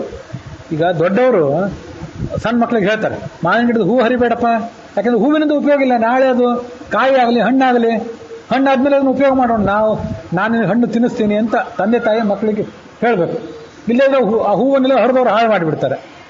ಅದರಂತೆ ಜ್ಞಾನಿಯಾದವನು ಆ ಹೂವಿನಂತಿರುವಂತಹ ಮೇಲ್ನೋಟದ ಅರ್ಥಕ್ಕೆ ಬೆಲೆ ಕೊಡಬೇಡ್ರಿ, ಒಳಗಿನ ಕಾಯಿ ಹಣ್ಣುಗಳಂತಿರುವಂತಹ ದಿವ್ಯವಾದ ಅರ್ಥಕ್ಕೆ ಬೆಲೆ ಕೊಡ್ರಿ ಅಂತ ಜ್ಞಾನಿಯಾದವನು ಹೇಳಬೇಕು. ಅದು ಆ ಪ್ರಾಣ ಮಾಡಬೇಕಾದ ಕೆಲಸ. ಅದಕ್ಕೆ ಕರುಣಾಬ್ಧಿ ಅಂತ ಆ ತಂದೆ ಮಗಳ ಬಗ್ಗೆ ಏನು ಕರುಣೆ ತೋರಿಸ್ತಾನೆ, ಗಂಡನಾದವನು ಹೆಂಡತಿ ಬಗ್ಗೆ ಏನು ಕರುಣೆ ತೋರಿಸ್ತಾನೆ ಅಂತ ಒಂದು ಅರ್ಥವನ್ನು ಅಲ್ಲಿ ಹೇಳ್ತಾರೆ. ಅಂದರೆ ಎರಡು ರೀತಿಯಿಂದ ಅದನ್ನು ನೋಡಬೇಕು. ಮುಖ್ಯ ಪ್ರಾಣನಿಗೆ ಭಾರತೀ ದೇವಿ ಹೆಂಡತಿ, ವೇದವಾಕ್ಯಗಳಿಗೆ ಭಾರತೀಯೂ ಕೂಡ ಅಭಿಮಾನಿನಿ. ಹಾಗೆ ಮುಖ್ಯ ಪ್ರಾಣನ ಹೆಣ್ಮಕ್ಕಳು ಅವನ ಸೊಸೇಂದ್ರ ಸ್ಥಾನದಲ್ಲಿರುವಂಥ ಸುಪರ್ಣಿ, ವಾರುಣಿ, ಈ ಪಾರ್ವತಿ ಮೊದಲಾದವರಿದ್ದಾರಲ್ಲ, ಅವರು ಎಲ್ಲ ವೇದಾಭಿಮಾನಿನಿಯರೇ, ಬೇರೆ ಬೇರೆ ಛಂದಸ್ಸಿಗೆ ಅಭಿಮಾನಿನಿಯರೇ ಅವರೆಲ್ಲ. ನಾನು ಆವಾಗಿಂದ ಅದನ್ನು ಹೇಳ್ತಾ ಬಂದಿದ್ದೆ. ಇಂದ್ರನ ಪತ್ನಿ ಶಚಿ ಅವಳೊಂದು ಛಂದಸ್ಸಿಗೆ ಅಭಿಮಾನಿನಿ. ಗಾಯತ್ರಿ, ಅದಕ್ಕೆ ಅಗ್ನಿಯ ಪತ್ನಿ ಸ್ವಾಹಾದೇವಿ ಅಭಿಮಾನಿನಿ. ನಿತ್ಯ ನಾವು ಜಪ ಮಾಡುವ ಗಾಯತ್ರಿ ಏನಿದೆಯಲ್ಲ, ಅದಕ್ಕೆ ಸ್ವಾಹಾದೇವಿ ಅಭಿಮಾನಿನಿ. ಅಗ್ನಿಯ ಪತ್ನಿ ಸ್ವಾಹ, ಇಂದ್ರ ಪತ್ನಿ ಶಚಿ, ಪಾರ್ವತಿ, ವಾರುಣಿ, ಸುಪರ್ಣಿ, ಇವರೆಲ್ಲರೂ ಕೂಡ ಮುಖ್ಯ ಪ್ರಾಣನಿಗೆ ಮಕ್ಕಳಿದ್ದಂತೆ, ಹೆಣ್ಮಕ್ಳಿದ್ದಂತೆ. ದ್ರೌಪದಿ ಅಂತೂ ಹೆಂಡತಿಯೇ. ಆ ಹೆಣ್ಮಕ್ಳಿಗೆ, ಸ್ವಸೇಂದ್ರಿಗೆ, ಹೆಂಡತಿಗೆ ಬಂದೊದಗಿರುವ ದುಸ್ಥಿತಿಯನ್ನು ನೋಡಿ ಅವನೇನ್ ಮಾಡಿದ, ದುಷ್ಟ ಪಕ್ಷ ದಮನ ಸ್ಥಿರ ಸಂಧಾಮ್, ಇನ್ನು ಇವರನ್ನು ಸುಮ್ಮನೆ ಬಿಡಬಾರದು, ಈಗ ಕಾಲ ಪಕ್ವ ಆಗಿದೆ, ಆದ್ರಿಂದ ನಾನು ಇವರನ್ನೆಲ್ಲ ಸದೆ ಬಡಿದು ಶಾಸ್ತ್ರನ ರಚನೆ ಮಾಡಬೇಕು ಅಂತ ಮುಖ್ಯವಾಗಿ ಆಲೋಚನೆ ಮಾಡಿ ಶಾಸ್ತ್ರದ ನಿರ್ಮಾಣಕ್ಕೆ ಬೇಕಾದಂತಹ ತಯಾರಿಯನ್ನು ಮಾಡಿಕೊಂಡ. ಆತ ಮಾಡಿದ ಮೊದಲನೇ ಗ್ರಂಥ, ಮಧ್ವಾಚಾರ್ಯರು ಮಾಡಿದ ಮೊದಲನೇ ಗ್ರಂಥ ಅಂದರೆ ಗೀತಾ ಭಾಷ್ಯ. ಗೀತಾ ಭಗವಂತ ಹೇಳಿದ ಗೀತೆಗೆ ಗೀತಾ ತಾತ್ಪರ್ಯ, ಗೀತಾ ಭಾಷ್ಯ ಅಂತ ಎರಡು ಗ್ರಂಥಗಳು ಆಚಾರ್ಯರು. ಅದರಲ್ಲಿ ಅವರು ಮೊದಲು ಮಾಡಿದ್ದು ಗೀತಾ ಭಾಷ್ಯವನ್ನ, ಅದನ್ನು ರಚನೆ ಮಾಡಿದ್ರು ಅಂತ ಮುಂದಿನ ಪದ್ಯದಲ್ಲಿ ಹೇಳ್ತಾರೆ. ಅದನ್ನು ರಚನೆ ಮಾಡಿ ಅದನ್ನು 2 ಕಾಪಿ ಮಾಡಿದರು. ಒಂದು ಕಾಪಿಯನ್ನು ಗುರುಗಳಿಗೆ ಕೊಟ್ಟರು, ಅಚ್ಯುತ ಪ್ರಜ್ಞರಿಗೆ, ನೀವು ಅದನ್ನು ನೋಡ್ತಾ ಕೂತ್ಕೊಳ್ರಿ, ನಾನು ಉತ್ತರ ಭಾರತದ ಯಾತ್ರಾ ಮಾಡಿ ಬರ್ತೇನೆ ಅಂತ. ಆ ಒಂದು ಕಾಪಿಯನ್ನು ತಗೊಂಡು ಹೋಗಿ ಭಗವಂತನ ಪಾದ ತಲದಲ್ಲಿಟ್ಟು ಆತನಿಗೆ ನಮಸ್ಕಾರ ಮಾಡಿದರು ಅಂತ ಈಗ ಮುಂದೆ ನಾವು ನೋಡಬೇಕಾದ ಕಥಾ. ಅಂತೂ ಅದು ಯಾಕೆ ಗೀತಾದಿಂದ ಪ್ರಾರಂಭ ಆಯಿತು? ಸರ್ವೋಪನಿಷದೋ ಗಾವಃ ದೋಗ್ಧ ಗೋಪಾಲನಂದನಃ ಪಾರ್ಥೋ ವತ್ಸಃ ಸುಧೀರ್ ಭೋಕ್ತ ದುಗ್ಧಂ ಗೀತಾಮೃತಂ ಮಹತ್. ಈಗ ಸರ್ವೋಪನಿಷದೋ ಗಾವಃ, ಎಲ್ಲ ವೇದಗಳು, ಉಪನಿಷತ್ತುಗಳು, ಪುರಾಣಗಳು ಇವೆಲ್ಲವೂ ಆಕಳುಗಳಿದ್ದಂತೆ. ಆಕಳನ್ನು ಕರೆಯೋರು ಯಾರು? ದೋಗ್ಧ ಗೋಪಾಲನಂದನಃ, ಶ್ರೀಕೃಷ್ಣನೇ ಆ ಹಾಲನ್ನು ಕರಿಬೇಕು. ಬೇರೆಯವರಿಗೆ ಆ ಹಾಲನ್ನು 5 ನಿಮಿಷಕ್ಕೆ ಹಾಲು ಕರೆದ ಕೂಡಲೇ ಕೈ ನೋಯಿಸ್ಲಿಕ್ಕೆ ಪ್ರಾರಂಭ ಆಗ್ತದೆ. ಅದು ಕರು ಯಾರು? ಪಾರ್ಥಃ ವತ್ಸಃ, ಈ ಅರ್ಜುನ ಅವನೇ ಅದ್ರ ಕರು. ಯಾಕಂದ್ರೆ ಗೀತೋಪದೇಶ ಕೇಳಿದವನವನೇ. ಸಕಲ ವೇದಗಳ ಸಾರಭೂತವಾದಂತಹ ಗೀತಾಮೃತ ಇದೆಯಲ್ಲ, ಅದೇ ಹಾಲು. ಈಗ ಸಕಲ ವೇದಶಾಸ್ತ್ರಗಳ, ಇತಿಹಾಸ ಪುರಾಣಗಳ ದುಸ್ಥಿತಿಯನ್ನು ಇವರು ಪರಿಹಾರ ಮಾಡಬೇಕಾಗಿದೆ. ಅದಕ್ಕೆ ಮೂಲಭೂತವಾಗಿ ಆ ಗೀತಾ ಅನ್ನುವಂಥ ಹಾಲೇನಿದೆ ಅದು ಎಲ್ಲಾ ಶಾಸ್ತ್ರಗಳ ಸಾರ. ಅದಕ್ಕಾಗಿ ಮೊದಲು ಗೀತಾಭಾಷ್ಯವನ್ನು ರಚನೆ ಮಾಡಿದರು ಅಂತ ನಾನು ಹೇಳೋದು. ಇಲ್ಲಿ ಹಂಗೇನಿಲ್ಲ. ಅಂತೂ ದುಷ್ಟ ಶಾಸ್ತ್ರಗಳನ್ನು ದಮನ ಮಾಡಬೇಕು ಅಂತ ಅವ್ರು ಸಂಕಲ್ಪ ಮಾಡಿದ್ರು ಅನ್ನುವಲ್ಲಿಗೆ ಆ 6ನೇ ಸರ್ಗದ 31ನೇ ಪದ್ಯ ಅದು ಇಲ್ಲಿಗೆ ಸಮಾಪ್ತಿಯನ್ನು ಕಂಡಿದೆ.